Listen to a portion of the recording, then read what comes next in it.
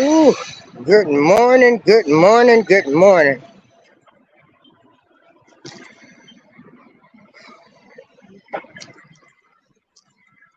Hey Joshua, how are you doing? This is April Showers coming to you with great motivation. Ooh, let me tell you, I am so thankful that it's finally warm. We got some great weather. I can move around. I can walk. Um, it's the little simple things in life that matter.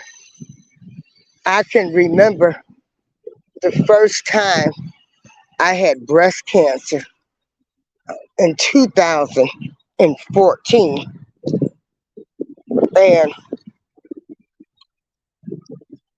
my mom had died in April, and in May I found out I had cancer, and I started my treatments because I took a BRAC test to see if I carry the gene, and once I started my treatments, my radiation treatments, the when the machine would go over my body, my legs would get to jumping. I kept a burnt taste in my mouth, and I had to have 33 radiation treatments. On the fifth treatment, it was like my body gave out. I couldn't walk.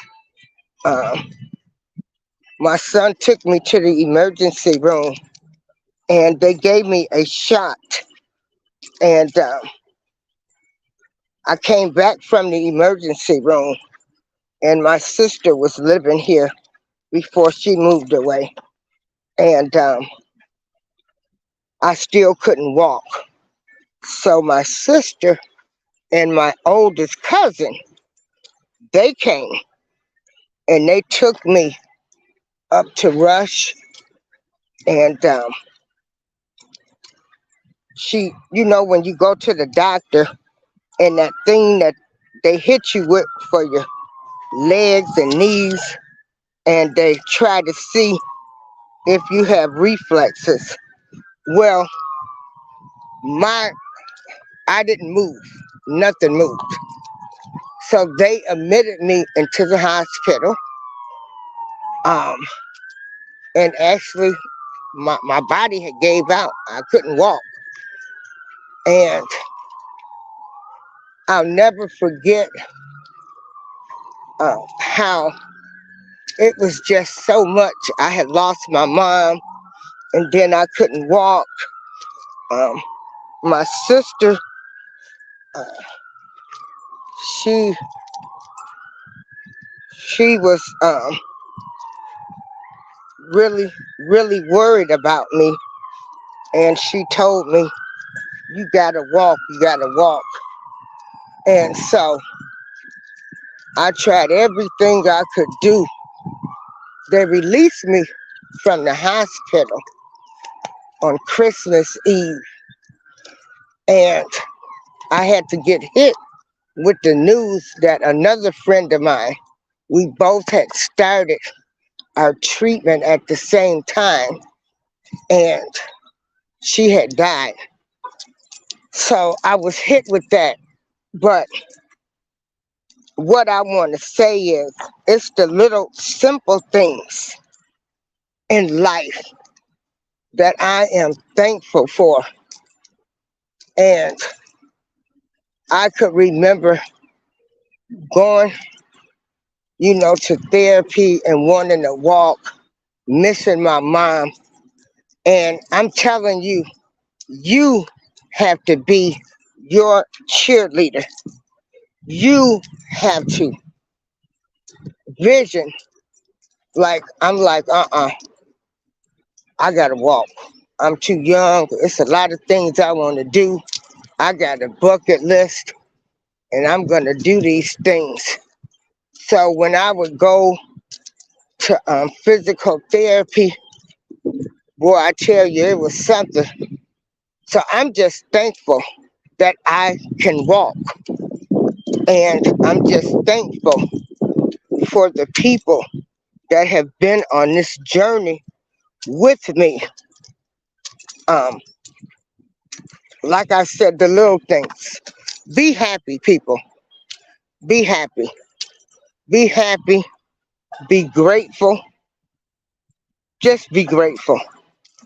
Because I tell you, the simple things is what really matter. You know, being able to walk, being able to see, being able to hear. And as you get older, you know, our bodies are different. So we have to do what we need to do also, far as our health. But anyway, when I was able to walk, my sister and her husband, they took me to LA.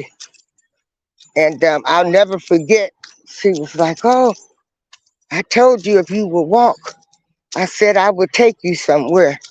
So I was so thankful for my sister and her husband. They took me to LA.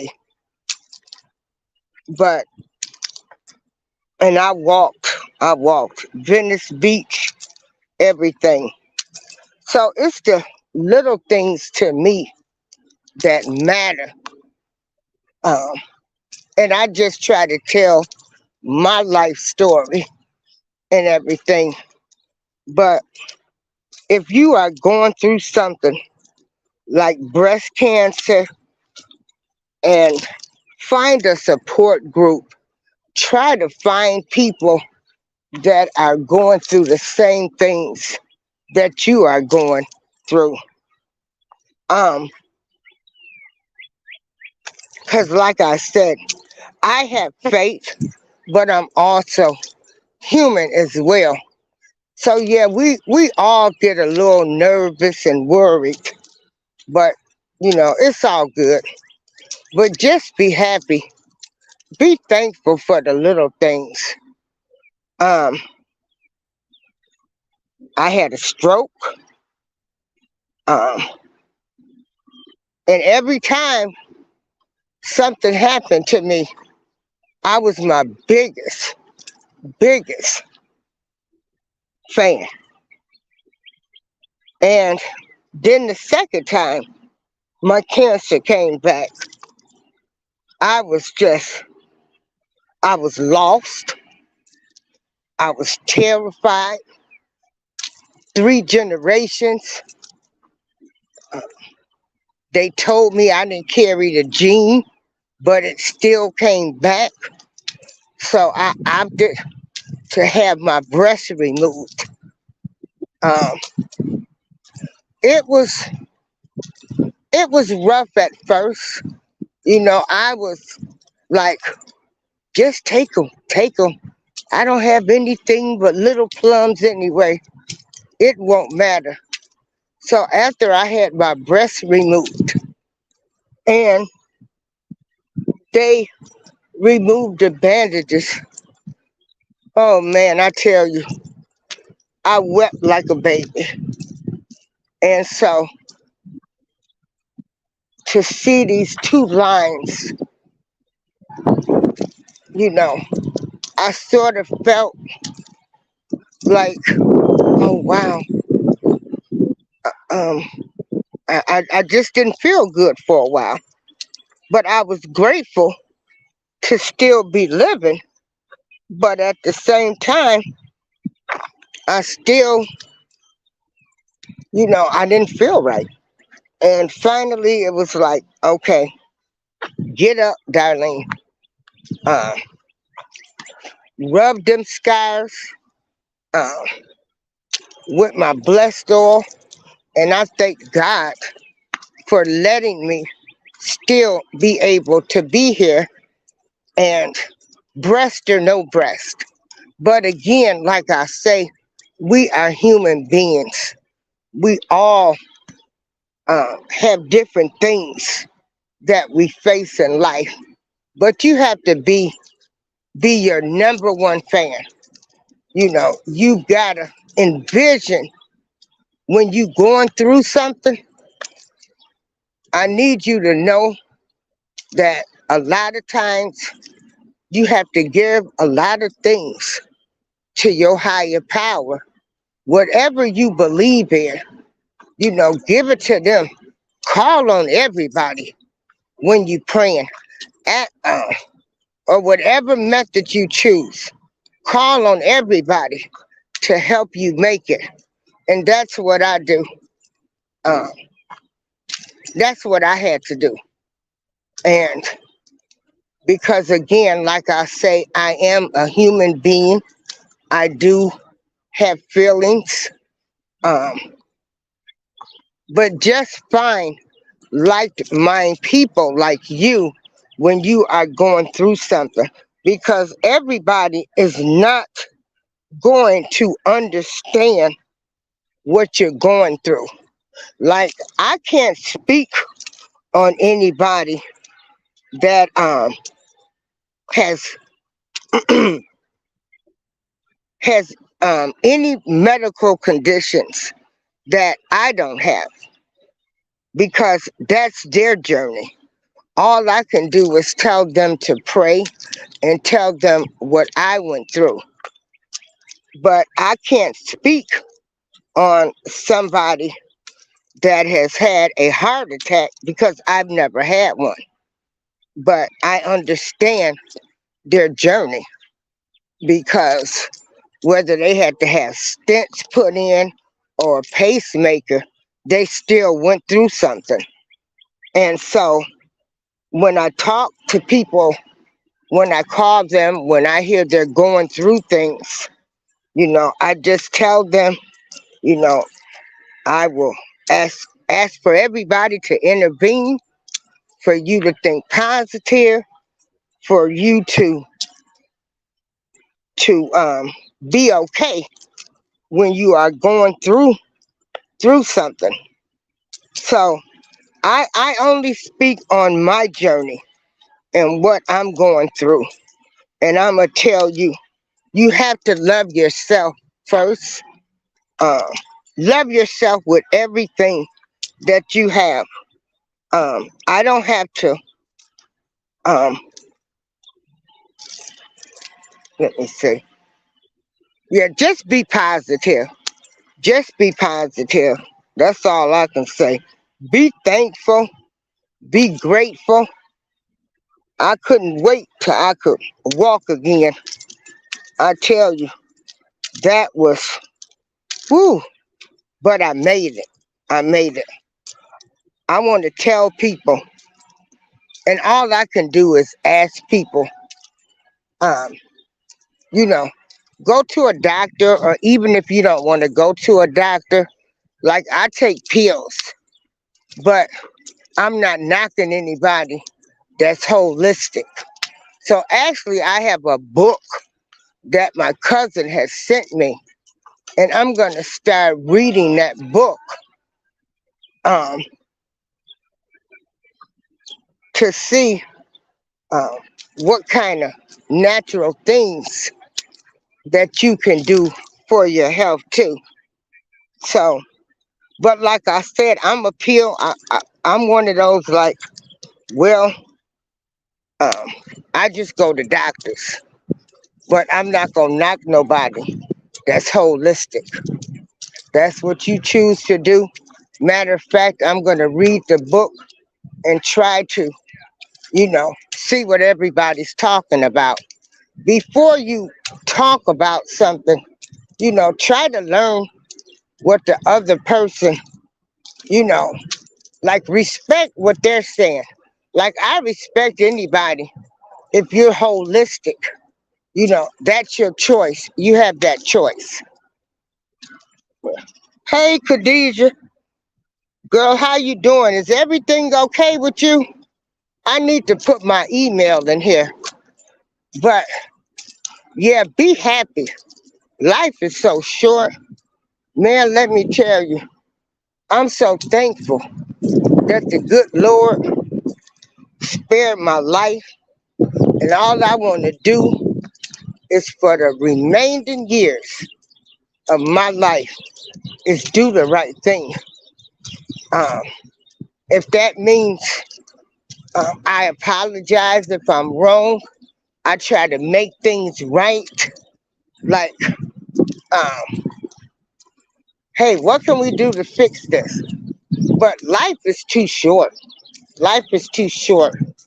Um, I'm just thankful. Ooh, y'all just don't know how thankful I am because I tell you, ooh, man, I made it. I made it. Ooh, yes, Lord. I made it. I made it another day. Okay, you going to work early. Yeah, Khadijah Reeves, check her out. I knew Khadijah uh, Reed. I knew she was a great woman. Hey, she had on a bonnet. And I was like, oh, okay. See, that's what I'm talking about. Like, she done came on YouTube and she got on the bonnet. Like, girl, you go, girl. You know, you had on the bonnet, you came natural just as you. And that's what I tell everybody. Everybody that gets on YouTube, just having the courage to get on YouTube, whether you decide to get all dressed up, put on your makeup, or even if you just go natural, hey, put on the hair bonnet, have on your house coat, you are still, all of you are still beautiful content creators giving a message. Doesn't matter, you know. We it doesn't matter what you look like. You know, you're giving a message. It doesn't matter if you got makeup on, your hair done, you have a bonnet on. None of that stuff matters. What matters is the message. And I thank you, Khadijah, for being you when you do your shows. Because you know, girl, I always say, you, you, when you did that hot chip challenge, I was like, oh my God, is she okay? Woo. But yeah, so we tend to want to uh, um, like, oh, but me, not me. I was glad to go over there and Khadijah's show. I felt right at home. She had on the hair bonnet. Sometimes she have on a robe, but she's cooking and she's giving a great message. Listen to the message that people are giving you. Um, so just listen to the message. Um, I listen to everybody. I respect everybody. I just, you know, I'm thankful I'm living. Thankful. Y'all just don't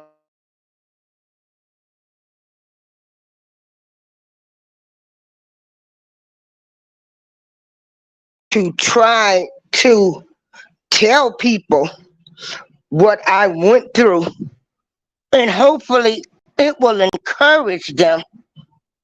And that's all I want to do with my life. Like I said, when you are going through anything in life, um, find like-minded people, join support groups, um, go around people that can understand your story. Uh, Go around those type of people because everybody's not going to get you. Um, and that's okay too. You know, everybody is not going to get you or what you're saying, and that's fine. You know, that's great. Everybody ain't gonna get the message that you trying to give. Um, But me, oh man, you just don't know. So, and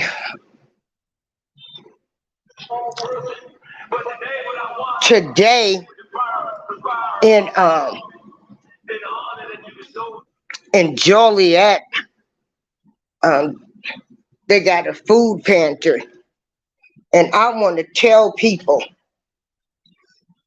it's okay if you go to a food pantry. Don't never be ashamed of anything. I know people. I ain't going down there, girl. Please, I won't. I'm going to see what they got. Shoot, food is high now. Food is high. Uh, find find some like mind, people. Do some reading and studying, and be grateful. Worry about the things that matter. The things that matter to me in my life right now is to try to give a message, motivate people. I'm an overcomer of so many things. Uh, I'm just an overcomer. I am thankful uh, that people they they call me to speak at different functions, to tell my story, and I'm just thankful. Boy, y'all just don't know how thankful I am. Don't worry, be happy. Don't worry, be happy. Worry about uh, things that matter. And so, my things that matter to me might be different from other people, and that's fine too. That's fine. But I just speak on my life the way it is for me. Um, and I do realize that everybody was not raised like me. Uh, like it's a different time, it's a different era, but you still have to be be considerate of what's going on. See, I done seen a whole lot of different changes just on my 60 years of living. Okay, Khadijah, my 50 years of living, 60, I mean. Shoot, I'm gonna tell you, it was one time I didn't even think I was gonna make it. Ooh, but like I said, I called up on everybody, everybody. And as a human being, we all have feelings. Um, I might feel passionate about something, and you might not, and that's okay too. Everybody's journey in this world is different. It's different. Different people have different beliefs. Um, I just don't. I'm the type of person like I have to worry about things that matter. I can't. It's just weird to me. Like the things that we worry about now, and we're still not getting anything accomplished. Anything accomplished. So these are um these are some of the books. Like I wanted to know about Scientology. That's Joel Osteen. These are things that I do. Yeah. Hey, Nefertiti. And these are things. See, hey, I try to keep up with everything that's going on. I listen to everybody because I still, at the end of the day, just do the right thing. Be happy. Oh my God, be happy. I love me. I love everybody I come in contact with. I love my family. Um, all I want to do for the rest of my life is make great memories. Great memories. I tell people, I got more good days behind me than I do ahead of me. But all I want to do is make great memories. Like I can let stuff go over my head now. I know how to move around. Uh, and so just learn that, I tried the healthy eating. Hey, I ain't knocking nobody that can do the healthy eating. I tried it. It only lasted for 2 weeks. 2 doggone weeks. I wasn't gonna be walking around here starving. And so I did portion control. Hey, I commend people when you do this healthy eating, anything you decide to challenge yourself to do, man, I'm all for you. If you trying to get a business, get it. Uh, Go talk to business owners, um, like the Small Business Administration in your area. They offer classes. Um, do the research. Talk to other people.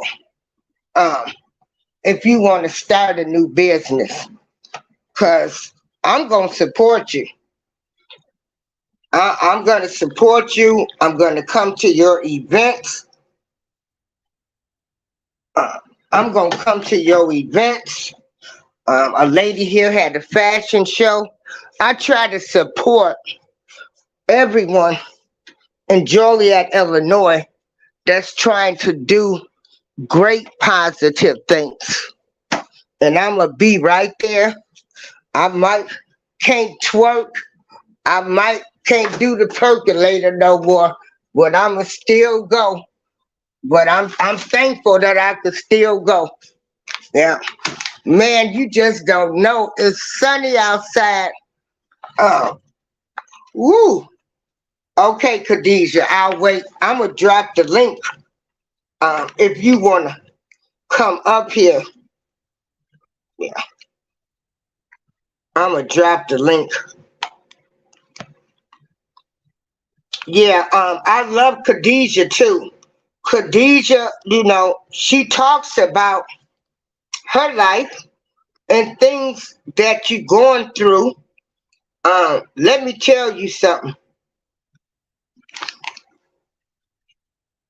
You don't know what you're going to be hit with in life.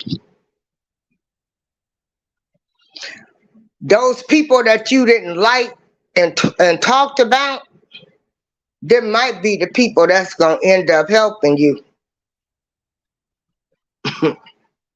Those might be them people that's going to help you. So you're going to be hit with some things that you never saw coming. That's when you find out who's really for you. And I thank God for my family and my friends. I wouldn't have never made it this far for people believing in me. Little on me, Darlene April, I've had a good life and I'm still gonna have a good life. I've traveled, I've been a supportive person of everybody. Um, I go and support my family to the best of my ability. I'll travel to Seattle, to Memphis, just to support my family and my friends. My friends, like all of my friends, we've been friends since high school, and then I've got new friends, and I've met great people on YouTube.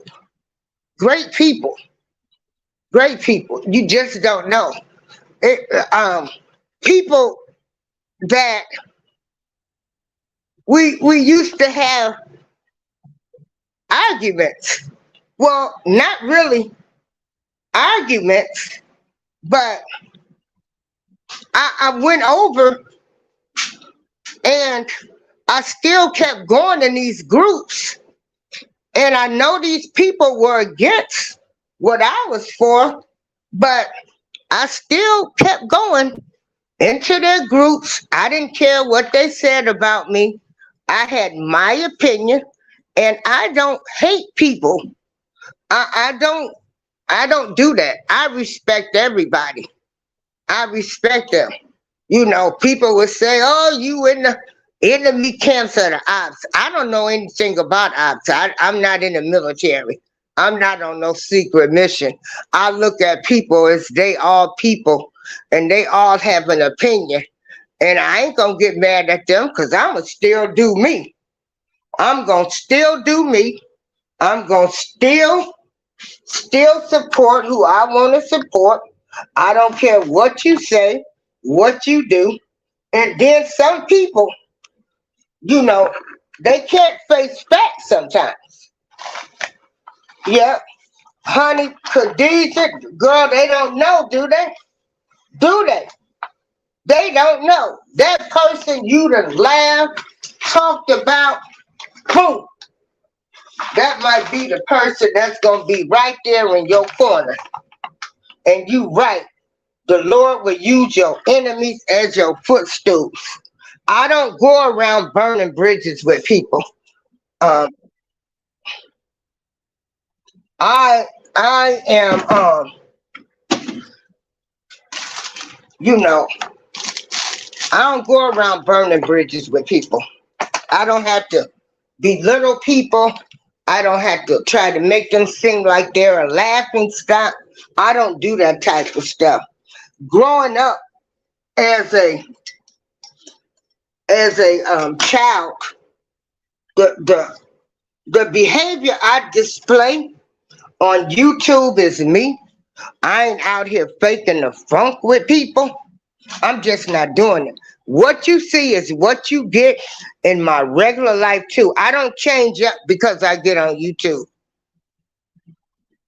I get on YouTube. But as a child growing up, my mother didn't. We couldn't laugh and talk about people and stuff. We had to respect everybody. Uh, no, no, yeah. And so be happy. Be happy. All I can tell people is be happy. Do you live your life? Hey, if y'all twerking and dropping it like it's hot, hey, just be check this out. Shoot, they doing footage on Freaknik. I said, Lord, I hope I ain't in none of that footage. Cause yes, I used to go to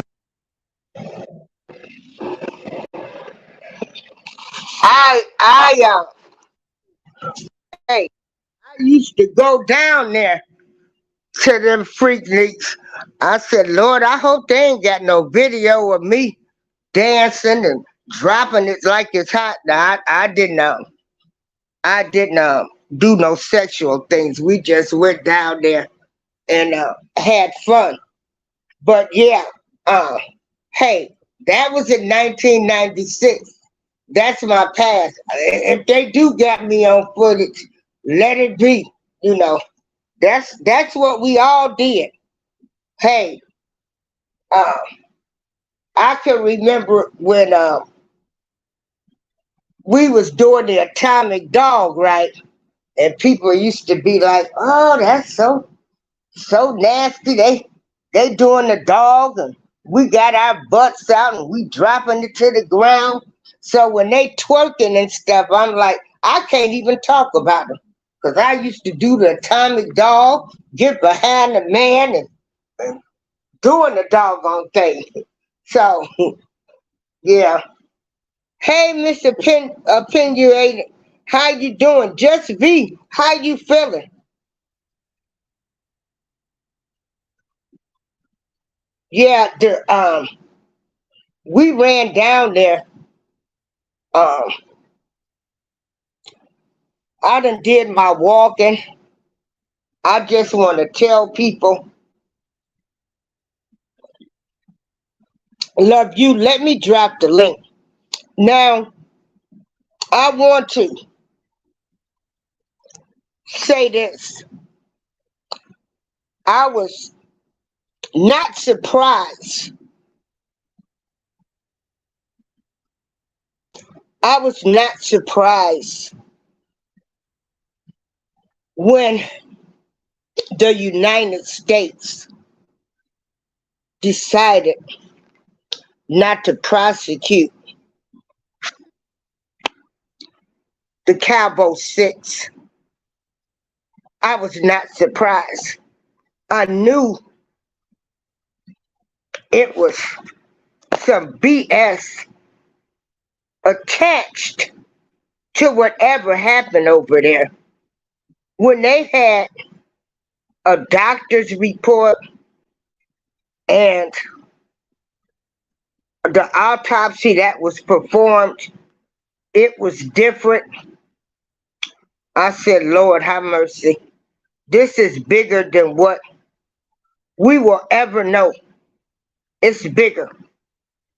Um, it's bigger. Shanquella Robinson, may you rest in peace. And whatever happened over there, I hope one day the truth will come out. I pray for your family.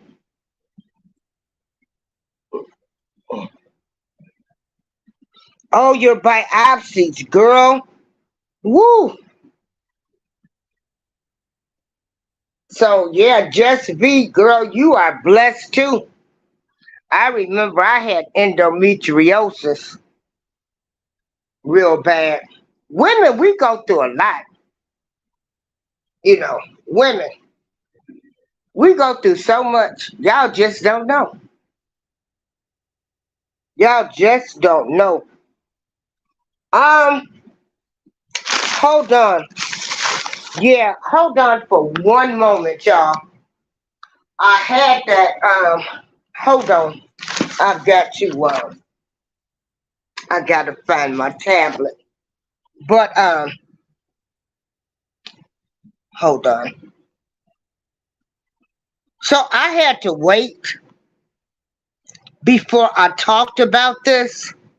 Um, Miss Opinionated, I need you to come up here. Um, I just had to wait because I had to process this. People, be careful of the company that you keep. Everybody ain't for you. They're just not for you. Be careful. I'm gonna tell you what I tell people now. Shoot, you better find them high school friends, people that you know about. Cause everybody just not for you. That's just a simple fact. That's just life. Everybody is not for you. You know, and it's unfortunate, but everybody is not for you.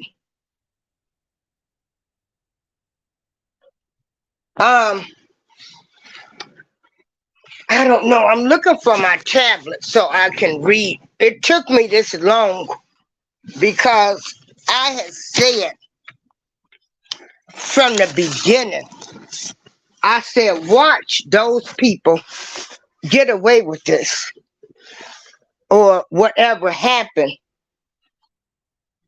Because I feel like it was something bigger than we'll ever know, because you had too many conflicting reports. But the United States is not going to prosecute because I guess there was another autopsy done and they were trying to say that she did not die from being hit in the neck, the spinal. Oh dang it, where's my tablet? Hold on, I'll load up the computer.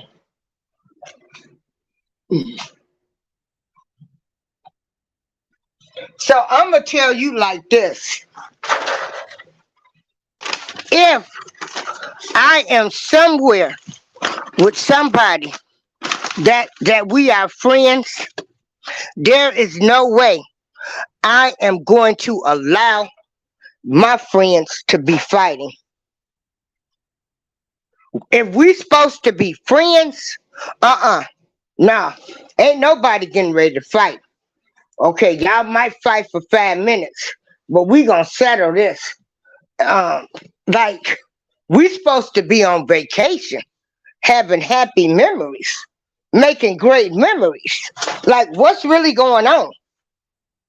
What's really going on?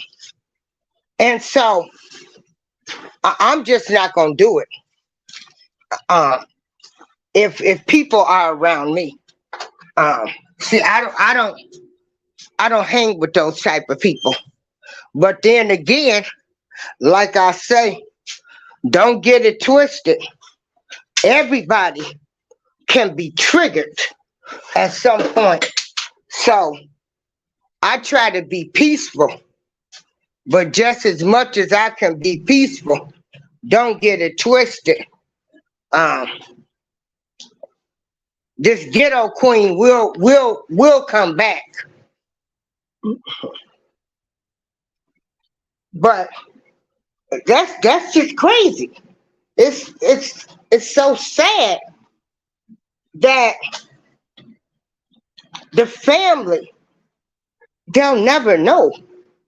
Like, oh my God, that is, it's like unbelievable. Can you imagine having a child and they go on a vacation and then they're dead and you looking at a video, you don't get no answers. They don't want to prosecute. And then people are saying, let it go, give it to the Lord. No. I want answers. I want answers. I want to know what happened to my child. And so I stand by these people in their fight on what they're going to do. And, you know, they might not never recover from this. You know, we don't know what the outcome of their lives are going to be now. The effect that it's going to have on her loved ones. Like, this is a lot. And so I pray for the family. I hope that they can get some answers and some justice. I pray that y'all can keep sane. I pray for them, because God, that has to be a lot. Like, you know, that's like, you know, mothers of missing children, or you know, I remember Hold on, y'all. I'm trying to fan my car.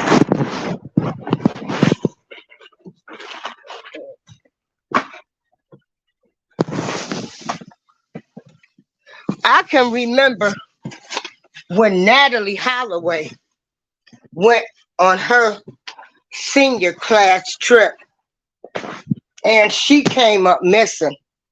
I was a HLN person back in the day. I used to watch Nancy Gray and Jane Velez. And that's awful for any parent to have to deal with their child going on a vacation, a senior class trip, and then they come back, they don't come back. Like, I can't even imagine that. I don't ever want to have to imagine that. Yeah. So my I just hope something can be done. And I don't even know what to tell people. That's why I say I would never say what the parents shouldn't do, what they should do, because I'm not them. I can't speak on that. But what I can say is I sympathize with them.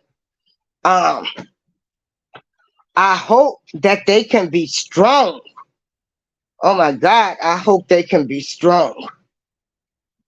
I hope that they can really be strong because, something like this could mess your mind up.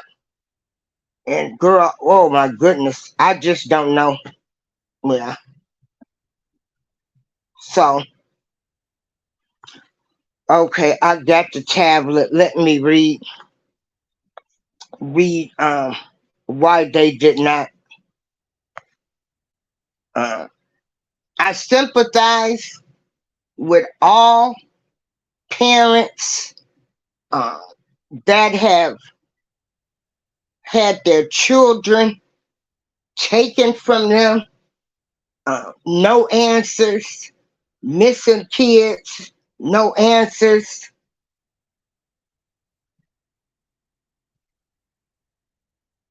And so I really sympathize.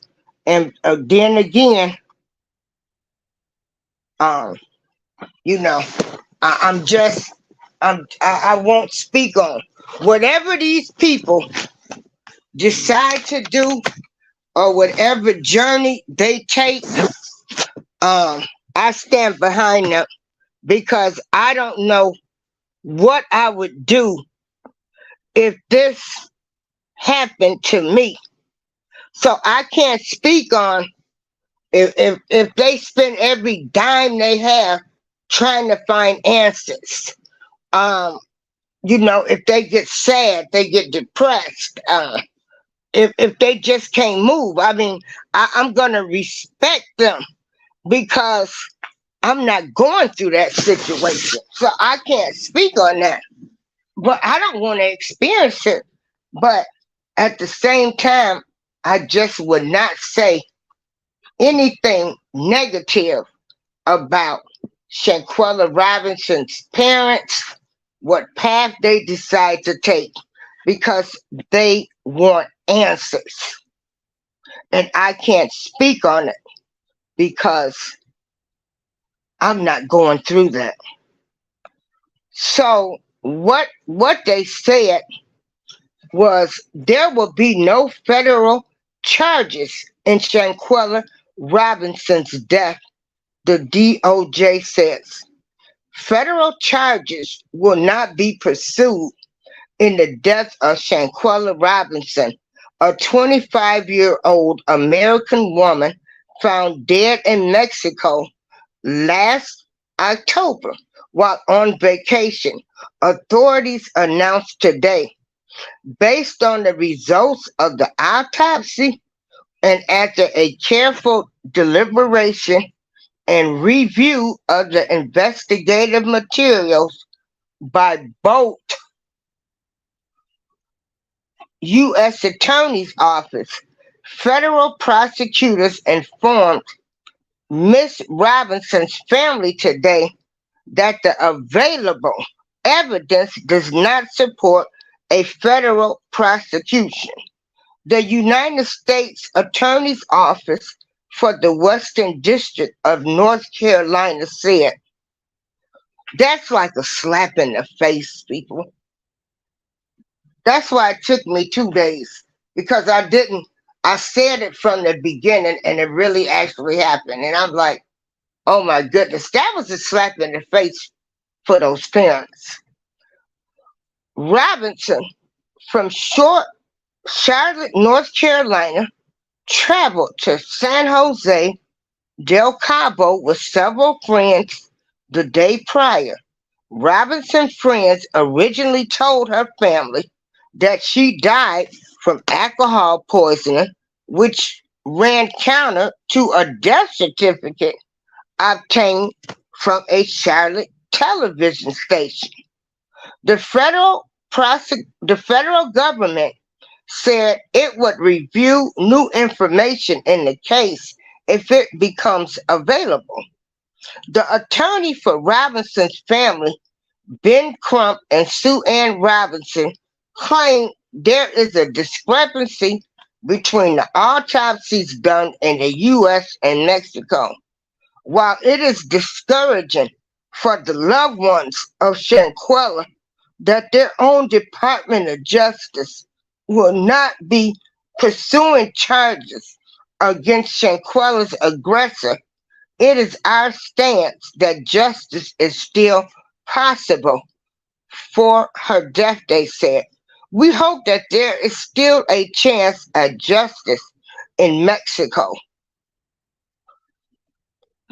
That's awful. I mean, it, it's it, it's just something that I mean you got to believe it. I mean, it happened. You know, it's like I can only imagine what my parents thought when we were coming up. You know how they were seeing things change. Now, the way I'm seeing things change, man, some of this stuff, like, wow, you know, it's unbelievable, but you got to believe it. You know, it's happening. It's so much stuff happening. Um, People, be careful. Everybody ain't your friend. Everybody ain't for you. And, you know, just be careful. Um, you know, all of these people were supposed to have been friends. That is the sad part about it. Um, I dropped the link. Where you at, Just B?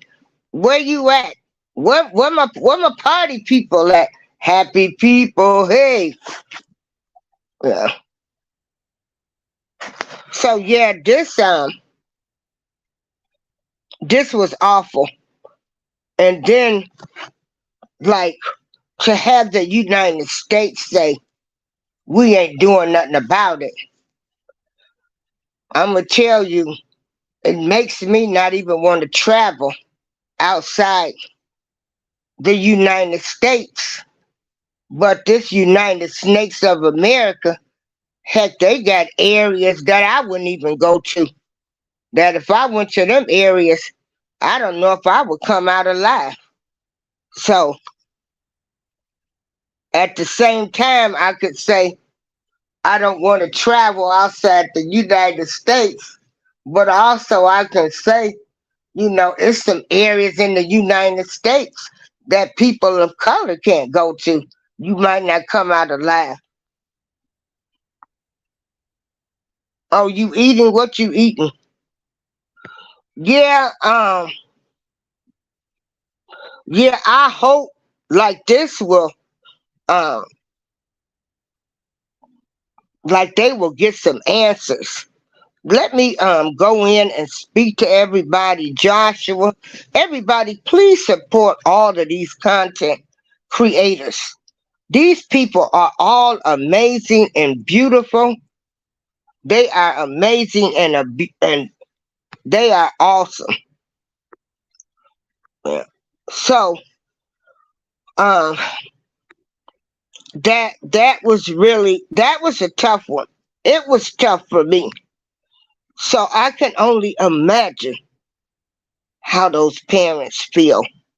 They have a we had firefighters in Chicago that were killed in a fire. So they are showing the funeral services on ABC News Channel 7 for the two firefighters that lost their lives. I want to commend those guys. May they rest in peace. My condolences to their families. I am thankful for people that are firefighters and police officers, the ones that are doing a great job because they did decide to try to help the community, even though, like I said, there's bad, I'm going to think about the good people. I'm not even going to focus on the bad cops and all of that. hmm So, yeah. Did you? Oh, yeah. Yeah. And this is what I'm saying. Do you know? It's like, I know people that have been going to Mexico for years. So I'm just what's really going on? I know people that went and got their teeth done, went and got tummy tucks, went and got what is it, BBLs or whatever. I know people that's been going to Mexico, a lot of people for years, and so it's like, why all of a sudden now is all of this stuff happening? So it's weird now. So what is it? They don't want people coming over there. It's,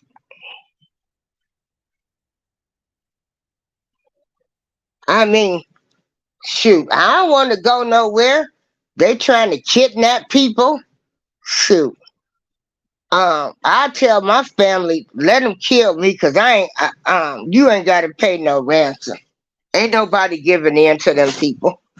I wouldn't give in to them. If I went over there and got kidnapped, I'd tell them just kill me. I ain't getting ready to tell nobody to give y'all the damn. Kill me. That's the type of woman I would be. Kill me, cause I ain't having nobody. I ain't calling nobody. Kill me. Shoot, I'll call a bluff. Kill me, cause you not getting ready to profit off my death. Uh-uh. Yeah. Yeah, a lot of people. People go to Mexico, they get their medicines because it's cheaper. So I'm just thinking, wow, why all of a sudden a surge in this stuff? It's crazy. So like I say, I can tell people like, shoot, don't go to don't go to Mexico, but still there's some areas in the United States of America that you can't go to. You might not come out alive if you my skin color. So, so hey,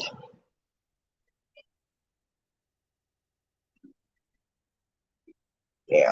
I could remember for my senior class trip. Well, no, I went back because I graduated in 3 years. We went to Acapulco. Uh, we had fun down there. The only thing is, a lot of people got sick. You can't drink the water. You can't eat their food and all this other kind of stuff. A lot of people got sick.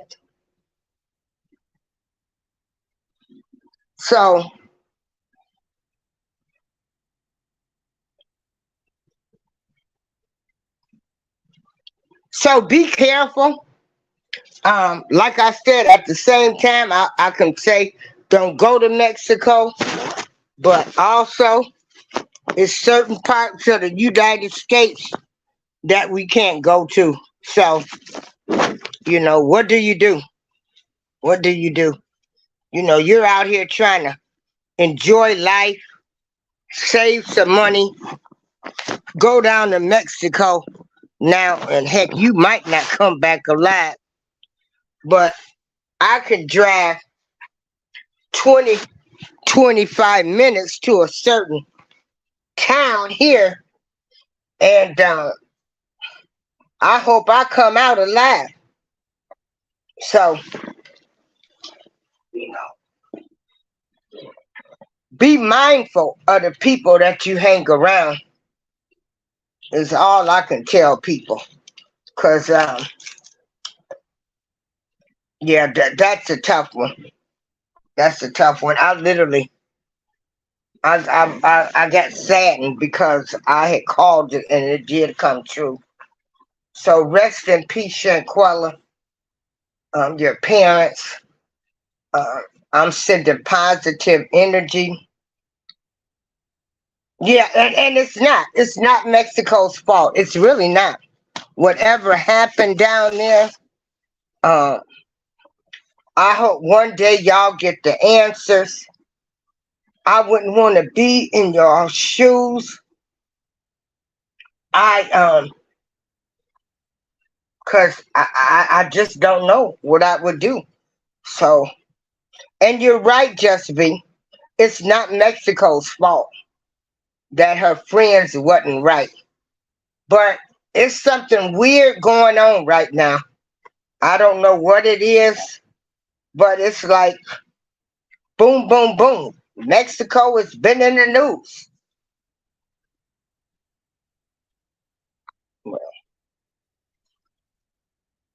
So somebody know what happened, and somebody know, somebody gonna have a conscience, and they will tell. They will tell.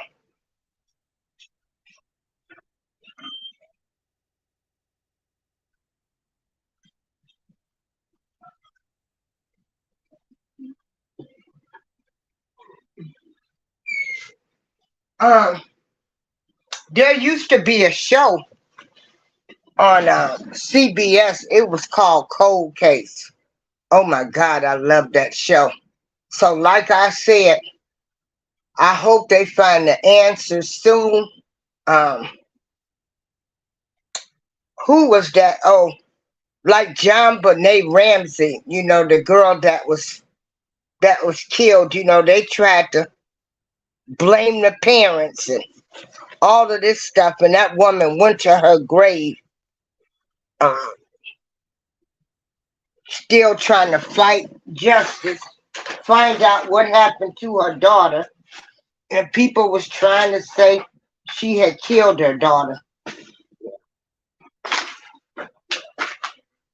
So, they cleared the Ramses. So yeah, that woman had to go to her grave with that. So be mindful of the people that you hang around with. Um, thank God for technology now. Hey, now what you need to do, since they got recordings on phones now, you go somewhere with somebody, you might need to keep your camera on at all times. So if something happens, you know, it's on your camera and on your phone. So that might be another step that people can take now when they go on vacations. Start recording everything. Cause if something happens, they'll find out. Where you at, Miss Opinionated? Where are you? Jamie Foxx is in the hospital. Um, I like Jamie Foxx. I've followed him from the Jamie Foxx show. You know, when he was working at the hotel. He's a great singer, a great actor. Um, so I'm sending positive energy that Jamie Foxx is. He makes it with whatever health condition that he's going through. Cause I need to hear some good music from him. Jamie Foxx can sing. He can sing, y'all, and he can act. hmm He's very talented. Yeah, Khadijah. Yeah, he's in the hospital. He's fighting for his life. And I want to say I appreciate all of these the black actors that are really trying to do their thing, give us great music, great acting. It's their business, what they do in their personal life. They don't have to answer to me. But just the fact that, you're acting for us and giving us great movies, I appreciate it. Yeah, Khadijah, hold on. I got my tablet. Hold on. Let me see what they say now about his status. Because I used to love the Jamie Foxx show when he worked at the hotel.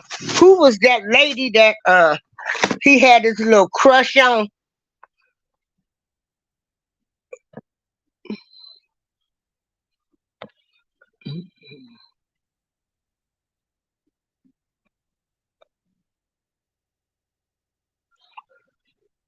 Ooh, hold on.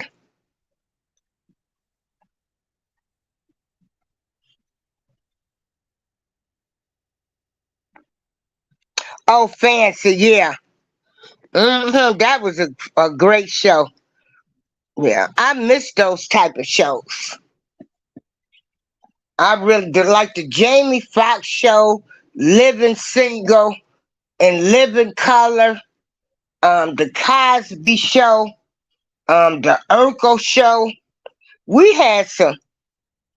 Oh yeah, when he played Ray Charles, didn't he play that role? He really played that role.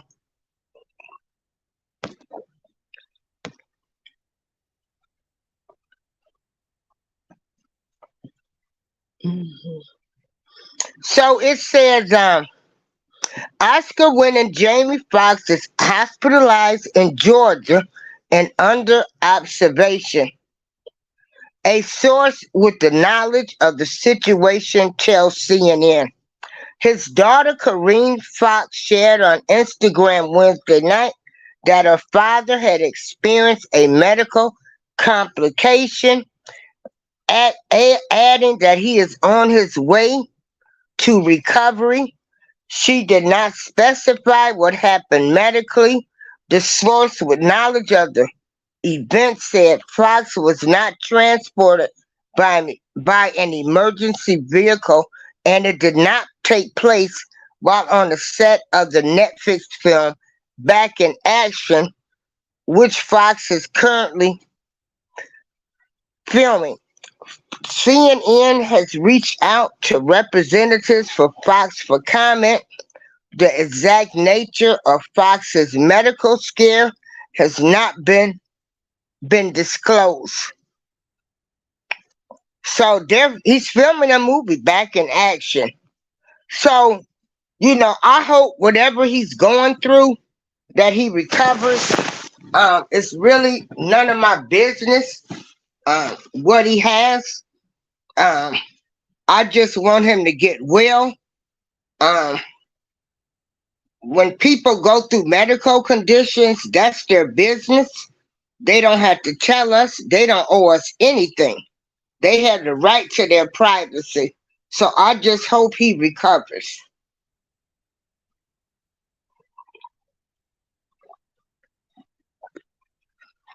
Yeah. So get well, Jamie Foxx. What else is going on in the world? Ooh, it's a lot going on. It's a lot. It's a lot. Whatever's going on, stay positive. Whatever comes to your house, stay positive.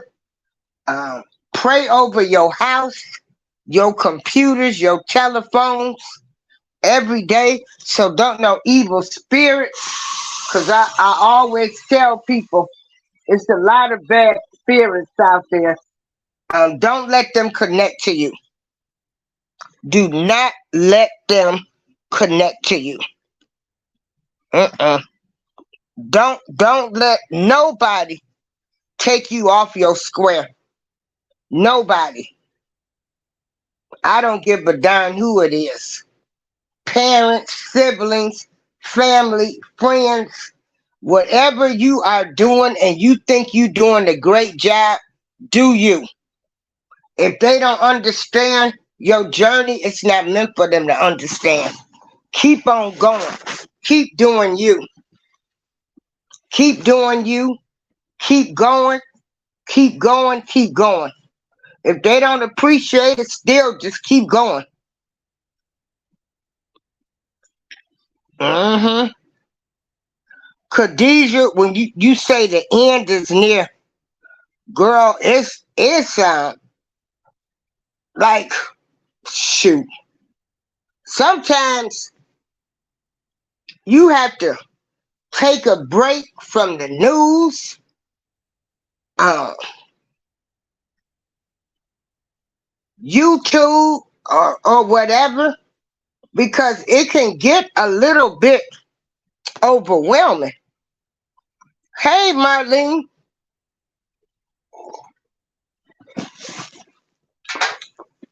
but whatever journey you on in this life,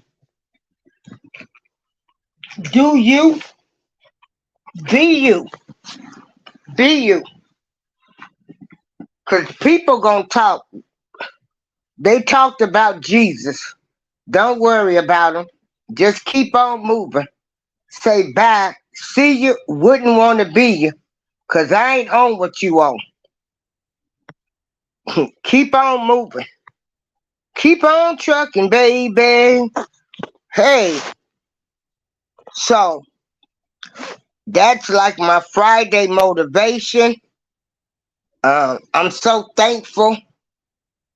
I'm so thankful for the sun. My bones and joints, they feel fine. I'm going to tell you, this cold winter, boy, I tell you, at one point I was ready to pack up and move to South Carolina or Texas, somewhere. I got sick of this cold weather. Shoot. Oh, yeah. Yep. Marlene, you want to come up and give some positivity? You know, you positive. I'm going to drop the link.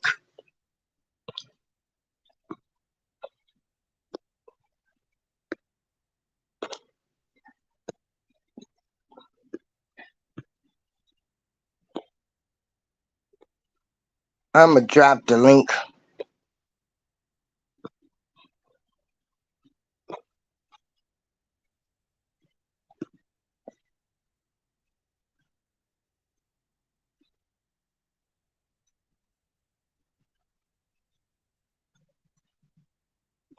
You know what I find funny now?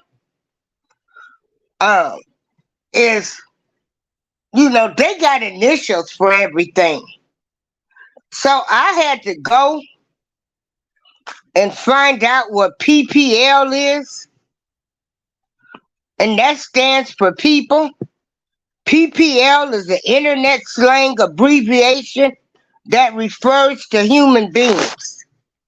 So I'm gonna tell you, I try to keep up with what's going on so I can keep up with you young people, so I can know what y'all talking about. Hey Yoga, how you doing? I just okay, hold on.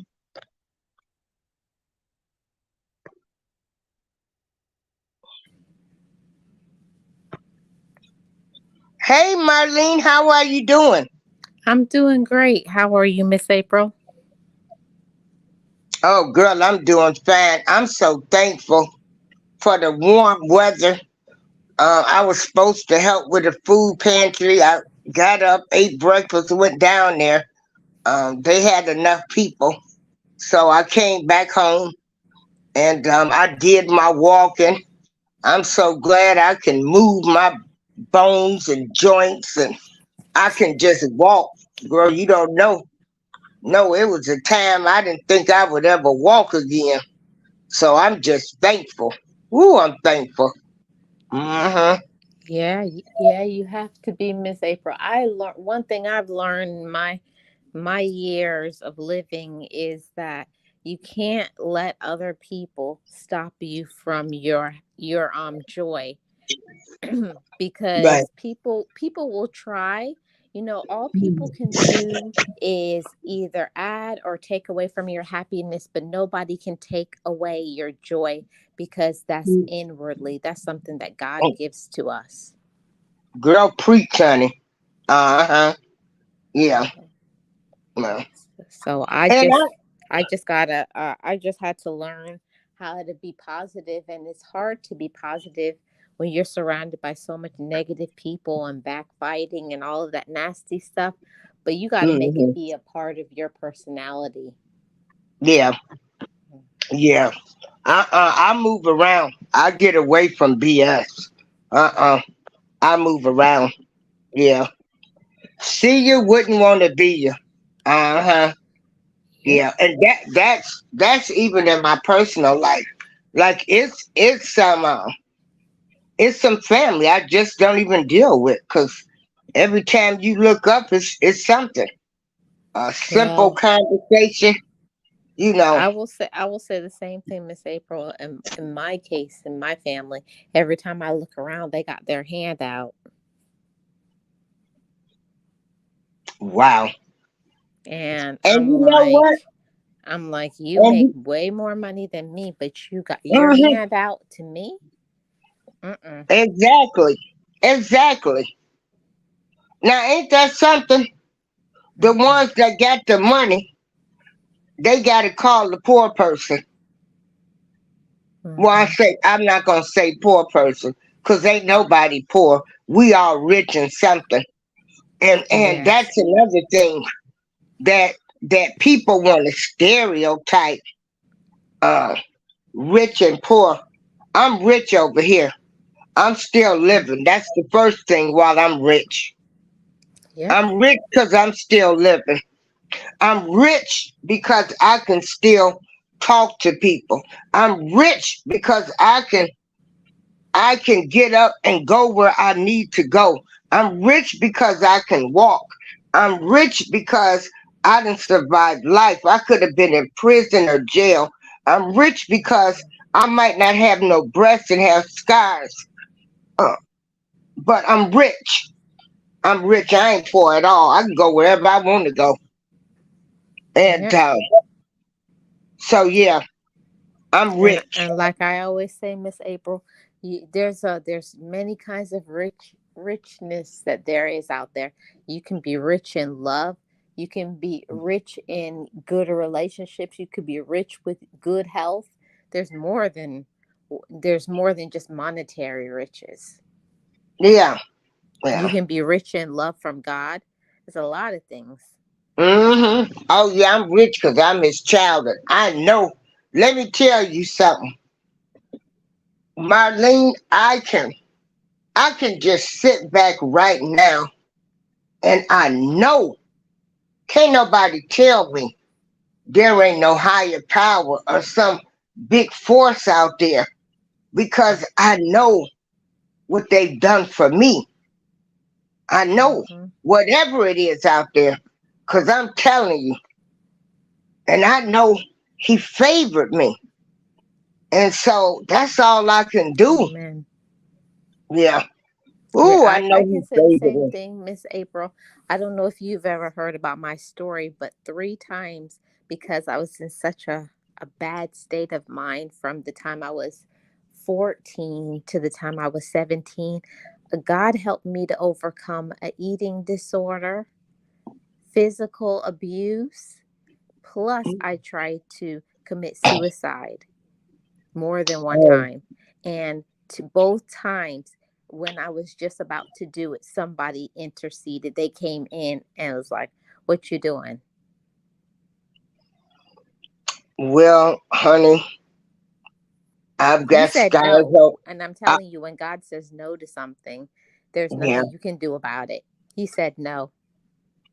right. I have two scars right now on my wrist where when I lost my father, Mm. I tried to. I Mm-hmm. wanted to go with him. Yep. So yeah, I had to I I feel you. Yep. I feel you. So y'all But done learned sometimes something when new. when I we're going through guess. a situation, sometimes we feel like that's all our life can be. But we got to understand that God knows who we will be in the future and who we're going to meet up with Mhm. and who we need to uplift. So that's your Yeah. purpose. That's why you need to still be here, because it's somebody else Mhm. that you need to reach. Yeah. Hmm. Yeah. So y'all done learned something new about me today. I'll take a picture of my two scars. But yeah, after I lost my father, I just wanted to go because when my father had cancer, uh, he didn't want nobody to take care of him but me, my mom, the siblings, my brother, my sister, and my son. He didn't want nobody. He didn't want them hospice people.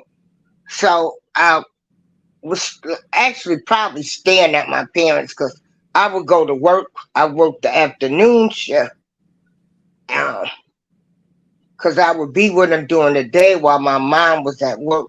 Then I would go to work. Then I would go over there. But one day my dad was just so stubborn. He didn't want to take his medicine. Well, he went to a few treatments and he said he didn't want to go. So I told them don't pressure him. He had lung cancer and he still Hmm. wanted to smoke. And I gave him his cigarettes. That's what he wanted to do. I was going to let him die his way in peace. I mean, the damage was done. But Right. he he was like spitting out his medicine. My mom was crying, and I'll never forget. Then I'm crying. So I go to work and I'm just in the bad shape. We get off work, we go to the bar. They take me out for a drink because I hadn't did nothing. I hadn't even been anywhere for like 3 or 4 months. My father was my life, taking care of him. And they called me at that bar and told me my father had passed. Mm. And so, I can't imagine that. so I was like, now I done been with him every night. And so I used to think, God, if I could have just been there. But then, after I went through, my attempt on my life, I had to start saying, maybe your dad didn't want to see you go. Maybe he knew you wouldn't be able to handle that. So I had to Mm-hmm. change my thinking. Because, man, I got in that car. I went and picked up my cousin. My friends was with me. And when I tell you I was doing 100, when I tell you the police followed me and I got out the car and they were like, ma'am, I was like, look, my father done passed. So I went up there to my parents' home and I was just like, oh my God. But yeah, Mm-hmm. the day that I wasn't there, he passed. So he didn't want me to probably be there. So, Well, Miss April, your story sounds so similar to mine because my dad, well, before he passed, he had prostate cancer, and my mom was so good to him, taking care of him. And my parents were the same age, both 80 years old, and it was just so hard to take care of both of them, plus work and all of that. But he waited until I went home, and I said, "Okay, Dad, I'll see you in the morning." And he went right after I got home. ain't that something? Yeah, that's And I yeah. was so mad. And I was like, "Dad, why didn't you?" I say that to myself, "Dad, why didn't you go when I was there?" I guess he didn't want me to see him go. Hmm. Yeah. So yeah, everybody's experience is different, but yeah, I mean, you can have something that can affect you so hard. Like some things will take you out of here. Some things Mhm. might take you out of this world for a minute.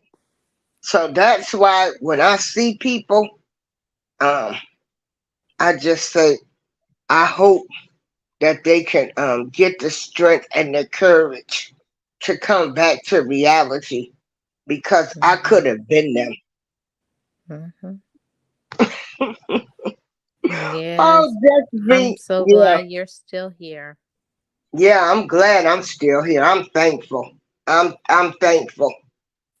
So Yeah. I'm thankful for my family, my cousins, the younger cousins. I'm just thankful for everybody that I know that I have encountered in this life, good or bad, because you're still all great. Hmm. You're great. Yes. Yeah, you're all great. Yeah. People come in your life for a reason, a season, a moment, a blessing. Uh Mhm. huh. I wish I had known that when I was younger, that, when Oh, you're I young, know. you Ain't it think that your something like, problems is going to last forever. oh my goodness, it's always something, ain't it? Yeah, it's like, but our parents, they made it seem like everything was so easy. They did. They made it seem like it was easy. Shoot, I don't know what they were struggling with. When I think about it, we had a house, we had food, we were able to do what we wanted to do. But I never heard my parents complain about things like I complain as an adult. yeah, hey, the world, how you doing? Right. I mean, like man, I never heard them complain. I never heard my mother even talk about she got cramps or anything. I Yeah. just, it's like they didn't do all of that. They just did what they needed to do. I'm like, God, I don't remember. Did my mother, when she went through menopause, did she change up? Was she evil? Did she have hot flashes? I don't even know. Well, I personally think my mother was an angel to, I'm the last of 10 children. So anybody who can raise 10 strong children and make them come up in the way and know God and not go crazy, that's a special person right there. Ooh, boy, I tell you. Yeah. Yeah. So we just trying to tell y'all what we went through, Yeah. because people didn't talk. You know, I didn't No, there know, there like, was no communication back in the day. It was just no, it like was this no is the way it is and communication. that's it. Right. And that's why I try to tell people, like, hey, my life is an open book because I didn't know. I didn't know this. Nobody told me this road was gonna be hard. Yeah. They made it seem like everything was okay. They didn't prepare us. They didn't prepare us No, with there that. there was no preparation. There was no communication about what to expect as you got older. well, I can't say for everybody, but for myself, I can say as a young Black girl, I walked into my adulthood blind. And I don't think that that's good, because I walked into a lot of bad situations that, had I been told, beware of this and look out for that, I didn't have those kinds of conversations, because I had the older, old fashioned parents who didn't think that children should know anything. Like, they'll find out when they need to find out. And that can be good, but it also can be very dangerous. Yeah, because like,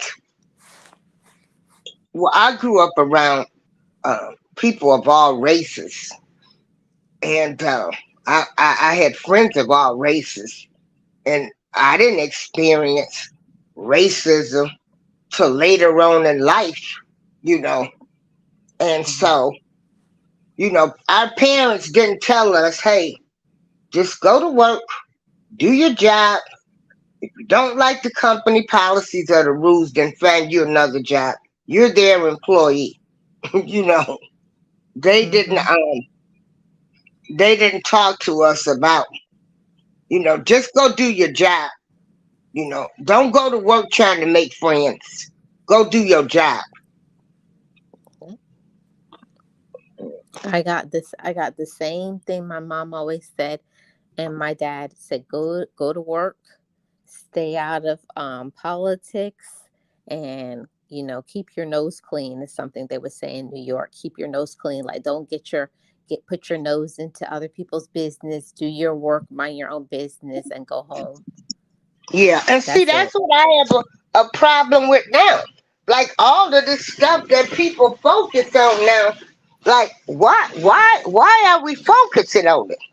Like you say, don't worry about the politics and all of that. Like, you know, I just feel like that's another tool to cause division.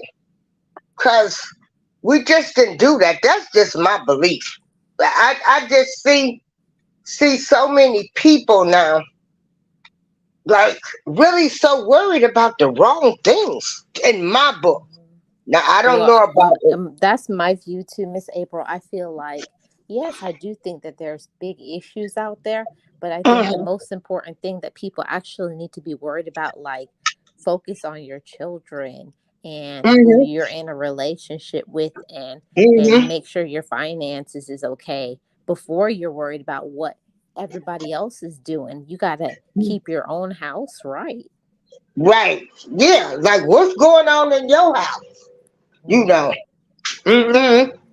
Yeah, But yeah. people don't even know their own brothers and sisters, or what's going on with their kids or their wife or husband, but they are all in your business, which I've never Hmm. been able to understand. And their family life is chaotic, but they're all in your business, and that makes no Hmm. sense to me. Honey, speak. Yeah. Yeah. Pure chaos. Yeah. It's just chaos. Chaos. I don't do the belittling. I Mhm. just, do you, boo. Do you. Do you, because I'm going to do me. I'm just trying to help. That's all. I'm going to try to help. I'm going to try to understand. You know, I've had a lot of hard pills to swallow in life. Mhm. A lot of hard pills. I'm pretty sure all of us have. I Yep. just, try to talk to people on how it was for us, and then I'm trying to understand, like, what's going on now. But you want to belittle me instead of understanding where I come from. But hey, they can do it. They, Well, they, well, you know what, Miss April, my dad told me something that I'll never forget. Maybe a few months before he passed away, he told me, he said, don't think you can ever get inside of the head of an ignorant person, yeah. because in their ignorance, not that they don't know better. A lot of the times they know that they're wrong in what they're saying, but they want to change your thinking because that's how they think it should be. They want you to pursue whatever their line of reasoning is. So I've learned that when I see somebody's ignorant and there's no way you can get your opinions and your thoughts across, I just stay away from those type of individuals, because you have to allow people to make their own decisions and have their That's own right. opinions. Yeah. Yeah. Like Atmos Love, that's a friend of mine, and he does shows. And you know, when you go into his show, um, it's great. We have a great time. But you got people, like you say, people want you to think the way they want you to think about a situation.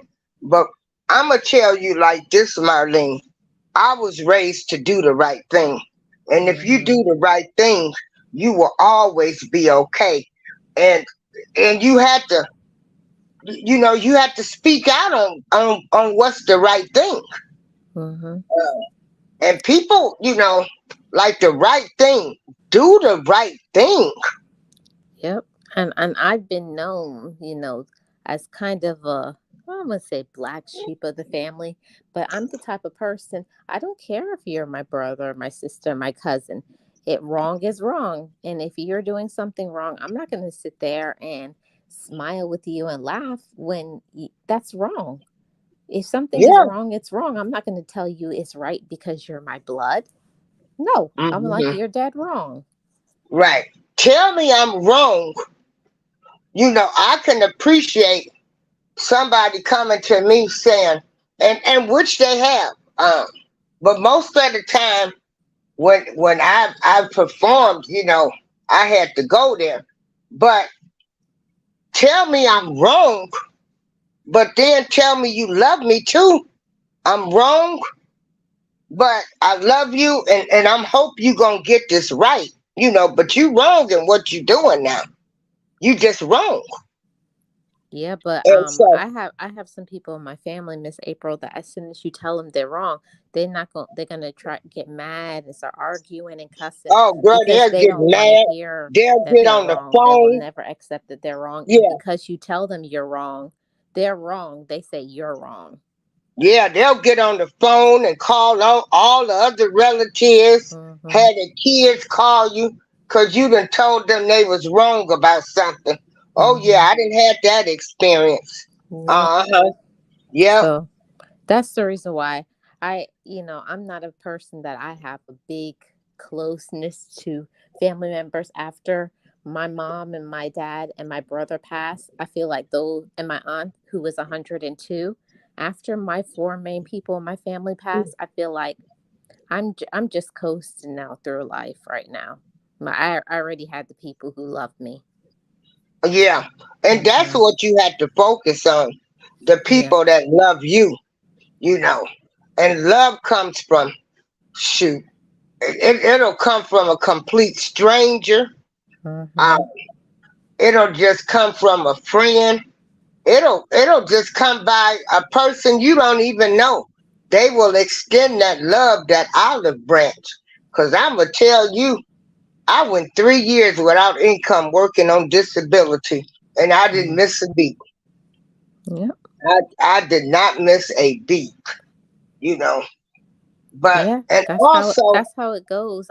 I am from the belief system that when you're God's child, he's always going to cover you. Even when I didn't have anybody to support me, God always put somebody in my life that was exactly what I needed at that time to get me through it.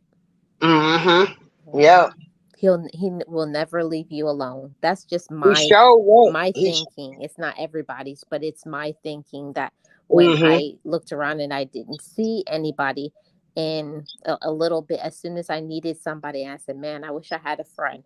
Next thing, somebody out of the blue just appears, just who I needed at that time. Yeah, and that's so Mhm. true. And that's when you find out who's really for you. Yes. Like, you know, going through my cancer and stuff, some people, they didn't call me, they Mm-mm. didn't check on me. They didn't offer me a glass of water, honey. Yeah. But I, am I I mad? um Nope. I lost Nope. both of my parents in 7 months, and I'm telling you, Miss April, that's the hardest thing that I have ever had to deal with in my entire life. I don't think there could ever be a pain like that. By the time Girl, ain't that had pain that adjusted to being without my ooh. dad, then my mom is gone, and it's like I said, this is too much for me. I'm ready to go.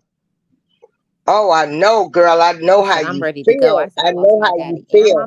I mama. wanted to leave here, but girl, Mm-mm. my last cousin, I just, people don't understand. Like that's a pain that, That's a you pain know, that nothing prepares you for, and you never get over it. never get over it. No, Never you get never over get over it. And then, if that's not even bad enough, and then after I lost my dad and my mom, then the next year I lost my aunt who is 102, plus I lost my brother. it. Oh my goodness.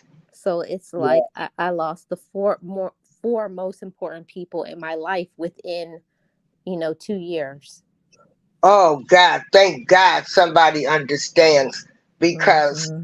when my last cousin, when my first cousin Kim, like when she left, man, that took so much out of me because I said Hmm. all of the people I know that had my back, that loved me, they gone. They Yep. gone. Like it was so hard. But God then still sent me other angels that I Yep. can call if I need something. I don't have to worry about them talking about me and all that other kind of stuff. And I'm just still thankful.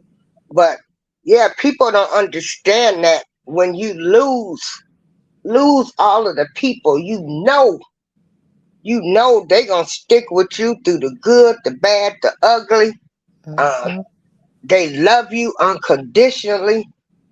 They want to see the best for you. Man, that's a feeling.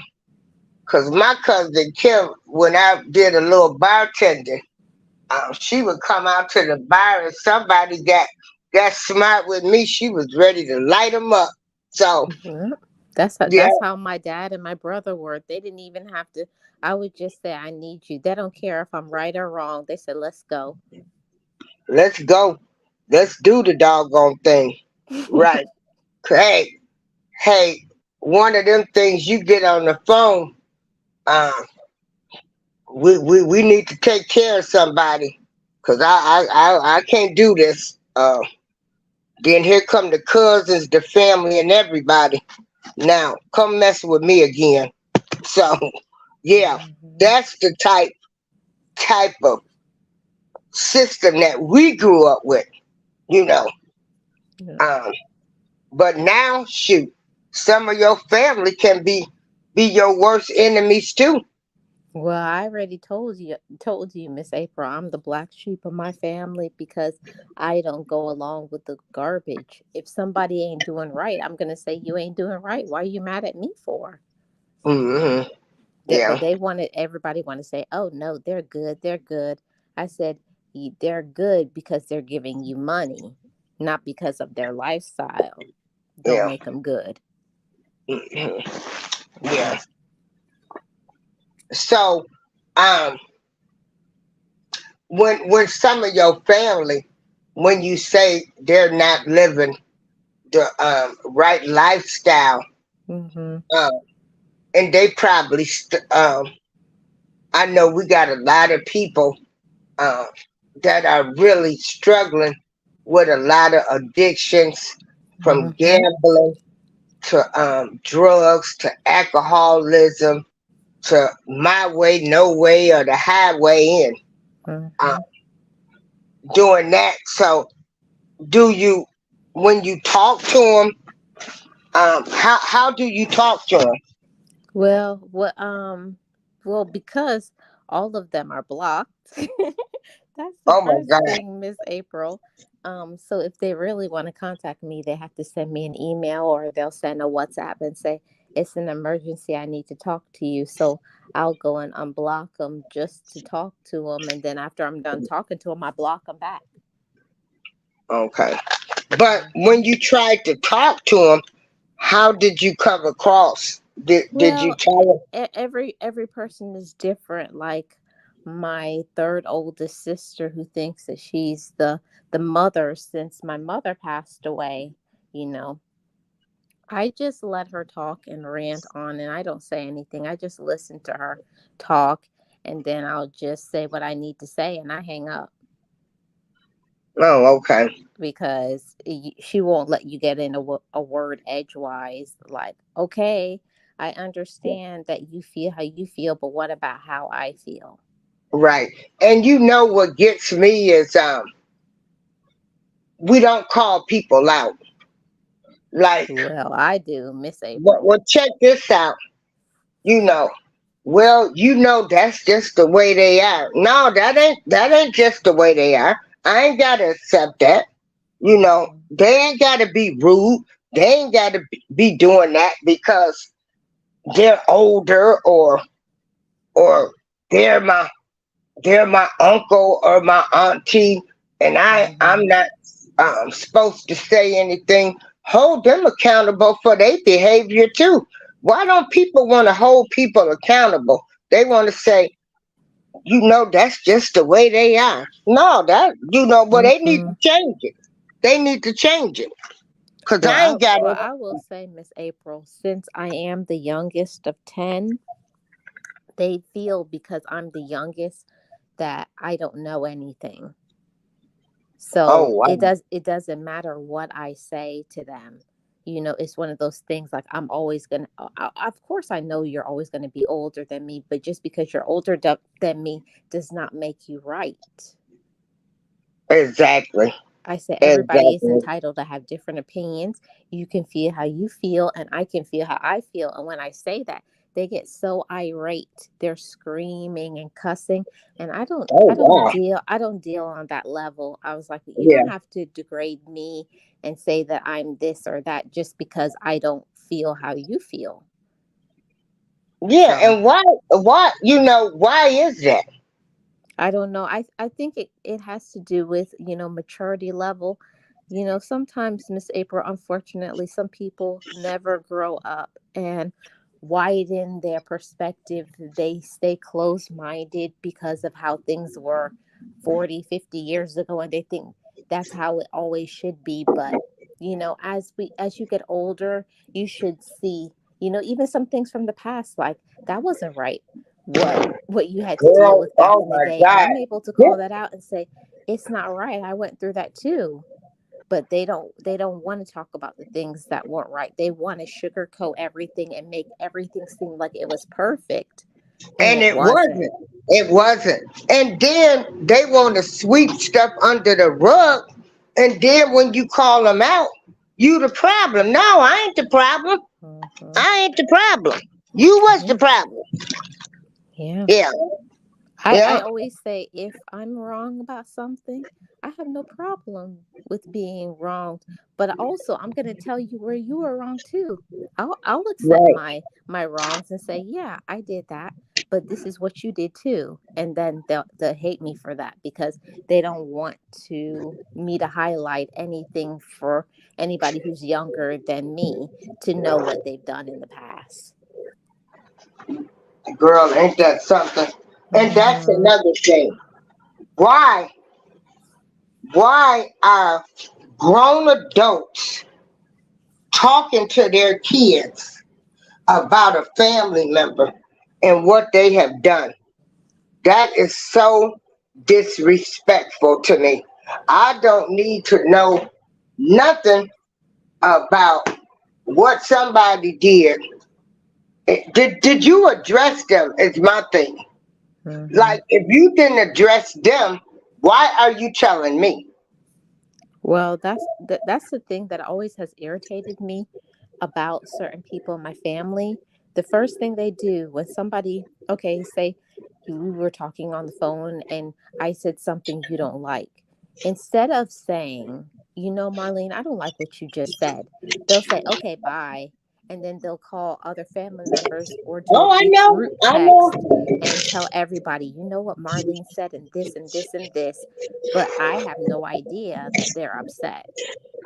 Mm-hmm. And Yeah. then it'll be everybody will be like, I can't believe you talked to your auntie like that. I can't believe you did this. And I said, but also, what did she do? Yeah. Oh, we don't want to And talk see, about that. All yeah. right. And Yeah. that's And and I nobody and I've said that nobody time and time wants again to to my call family out. members, and that's the reason why all of you are blocked. Yeah. And nobody wants to call out people when they wrong. Mm-mm. Me, I can apologize, and I'll try to step back, and I have called people and apologized to them and said, I'm sorry. I've tried to talk to people one on one before I got other people involved, and but they don't want to do that now. They don't Mm-mm. want to talk to the person. They rather talk to other people about you. Yeah, that drives me nuts too. Yeah, Yeah, see, and I don't get involved in drama. I said, neither do I. if somebody has offended me, I'm gonna come to you, man to man or woman, woman to man or man to, whatever, and say whatever it was. This is what happened, and when you said this is how it made me feel. Yeah, And I learned that when I was going through therapy, you can't just go by what you perceive the situation to be. You have to find out what was all the factors. Sometimes we go into things and we like attack it like a wolf and we don't even know all the details. And then when we step back and we find out this happened, and then you're like, oh, I didn't know that. But had you known, would you have acted in that way? Probably not. So that's what I think. As being the youngest child, I think I learned a lot of wisdom because I saw, my brothers and sisters, my parents do a lot of things. And I was like, I don't want to make those type of moves. I don't want to be that right. kind of person. Yeah. And ain't Hmm. it something like by the way people have talked about a person, or you've heard things about a person, and you might have thought it was the gospel, and then you find out that ain't even what that person was about. Right. Like they weren't as bad as what y'all trying to make it seem like. Like Hmm. they were great. You just didn't want to listen to them. Or Yep. you couldn't even understand where they coming from, or you find out they've been lying on you so they can do their old sneaky stuff. When Yeah. you find out later on, when you get older, that everything you find out about the person, that how you thought that they were, everything was a lie. A complete lie. A Hmm. complete lie. You know. Yeah, ain't that something? That is really something. Yep, Hmm. I've experienced that too.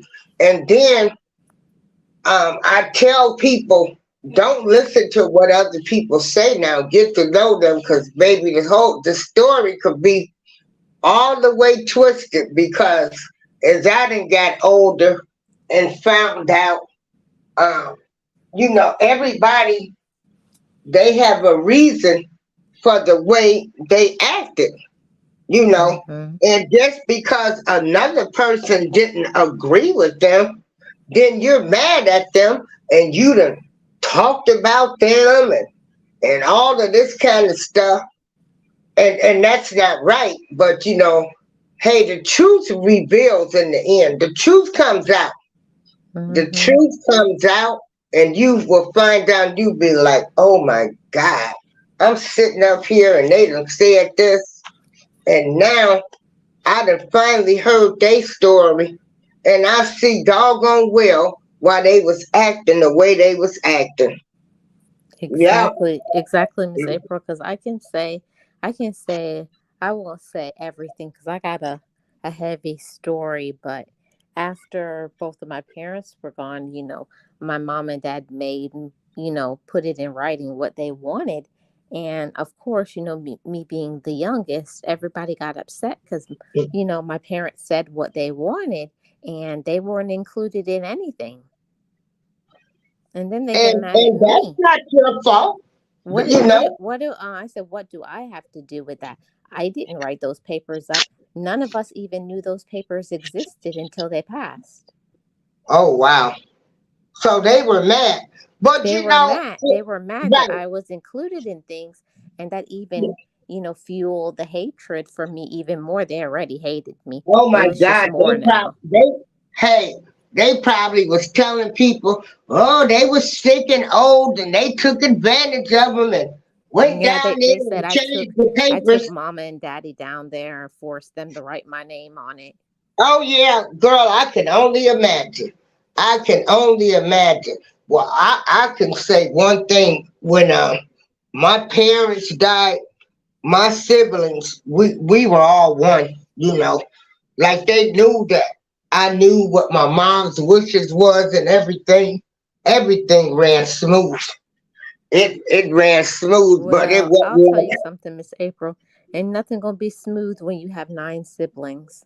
But I was gonna say, There ain't gonna um, be no smooth because oh, I can everybody is only gonna be have imagine. their But own feelings about it, and yeah, it's just chaos. hmm So even though and see, I'm following what they asked me to do, and it's yeah, just chaos. yeah. And people have to understand when people when they do stuff like that, it's not like they're degrading the other siblings. It's just they knew that you would get it done. Like, Well, that's what I was like, I'm not saying it's right, but I'm like, but it's true. I said right. every They time know, they they would know. ask you to do Right. something, you wouldn't do it. Why are you mad? Hmm. Because they asked Yeah, me to do it and I did it. Why yeah, am I wrong for that? yeah. Because some people and the parents they know their Mhm. children, and it's nothing against me. Like, you know, all of my siblings. Well, I only have two. It's only three of us. They are all individual people with their own mind and their own way of thinking, and it's like they can do some things better than I could do them. Mhm. I ain't mad. Um, and they can, the parents see this, and it's weird because it's nothing against the other siblings, but they know they kids. They know, well, this sibling, they too weak. Mhm. They might fall apart. If we leave them something, they might not even keep it together. And so the parents, they know, and it's not where they just know their kids, and they know their strengths and their weaknesses, and Mhm. it's nothing against the other kids. Yeah, Yeah, and my thing is when my parents passed away, I'm trying to be the good sister and be like, "Hey, do you need anything? Don't call over here and hang up on me." I was like, "Okay, see that? yeah, You see that? hmm Even when either even when you're trying to do good, they're gonna paint you as, oh, why was she calling over here? uh-huh. But Yeah, yet I yeah, hear that they need help. yeah, Don't make any sense to me. yeah. So, And let me tell you something. Um, I wouldn't have been mad at any of my siblings if my parents would have, had all of this stuff, and if they decided this person to do this person to do that, I would have accepted that. I would have accepted it. So, well, I didn't even want it. That's what I was saying when I saw those papers. I said, "Is there any way I could change it? Give it to somebody else. I don't want it." They said, "No, your parents say it has to be you." yeah, So because I they couldn't knew you even would give it get it away, done. even if I wanted to. Yeah, Hmm. yeah, And that's what they don't understand. I said, "I don't want it. If you want it, you can have it." Oh no! Oh, now you trying to give it away? You feel sorry for me? Mm, yeah, I can't win. Yeah, I pray for family restoration Mm-hmm. for you and your siblings. I hope one day they are able to open their eyes to see, exactly. Life will make you see. Life will make you see. And I hope that they will see that it was nothing personal. That Yeah, your well, parents, guess what, Miss April? I always told them, I said, no matter what you do to me, I'm always going to be the youngest, and you're always going to be older than me. So most likely, you're going to need me before I need you. So be careful. yeah, Mm-hmm. yeah. 'Cause I tell you, you can be up one day and down the next day. Mm-hmm. And I said, Yeah, we're brothers and sisters. I said, this is ridiculous. We should be, this is the time we need to come together. And it's the worst when family members die. I mean, there is nothing like this. It's just crazy. yeah. Hmm. And but I know you tried and stuff. So Yeah, I I just see. hope I one day. tried. See, the whole thing about it, Miss April. I went to each of my siblings, one by one. How are you doing? How are you coping with it? Is everything okay? Can I do anything? And all of them turned their back on me and said, Yeah, "I don't call over here. We don't want to talk to you." yeah, because in their mind, you did it. Ain't no way your parents could have did that. And No, and what kills me, Miss April, is they all say my parents. So it's not my parent, it's theirs. oh, okay, So I was like, yeah, oh, okay. yeah. Because as I got older, I can see the way my parents treated the siblings, right? Hmm. And I understand now that, you know, my mom, like some things they wouldn't call out, but she was, like it's petty. Don't even worry about it. Just accept them for who they are. And wow, I really hate that for you.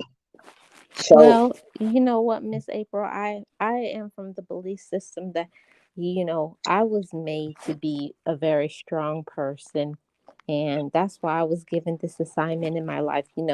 It has nothing to do with age. If I was the irresponsible one, what would happen? I'm the one holding mhm, things together because I have a special needs sister. I help take care of her. I have a niece, and I take care of that. But nobody ever asks what happened to our sister, our special needs sister. Do you need anything? Is everything all right? They just have just left it all on me. But every dog has their day. mhm. You'll have to Well, pay for that. they sure will. And I'ma tell you, that karma bus ain't good. Cause when Mm-mm. it come back around and you get hit with something, Mm-hmm. I'm telling you what I know the truth. When you done wrong by people and that stuff come back on you, you gonna know exactly what you did. Uh, the higher power gonna let you see. See, this is what you did to them. See, when Mm-hmm. that And this karma is why come you back. have to suffer. Mm-hmm. Mm-hmm. Yep. Yep. He'll let you see. Yeah, and you right. It doesn't matter what age. Like Mm-mm. I got a lot of cousins. I got some I would call if I decided, to own a business. Cause I got some family, they got a trucking business. Then I got some family, they're nurse practitioners. So I called them to get their opinions too. Um, cause they're in that field. And That's then I respect it. Then I got one that's into holistic. I respect her. I listen to everything she say. hmm So everybody is special. Everybody got, they just, some people are who they are, and just let them be great. Don't be mad. Just understand that people saw something in you that they know that you will get it done. Yeah, So, and I personally believe that that makes them upset that, you know, they were asked to do the same thing as me and they didn't do it. And I think it's the guilt that they hmm feel now. yeah, Hmm. yeah, And I said, don't get mad at me because when our dad got sick, I chose to leave my day job and start working at nights so that I could take hmm care of him in the day. And I yeah. believe that's why right now I have my blessings. Oh yeah, Yeah. yeah.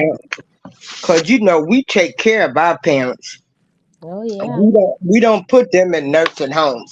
But even if they decide to, if it becomes so bad, that's all right too. But we gonna take care of ours.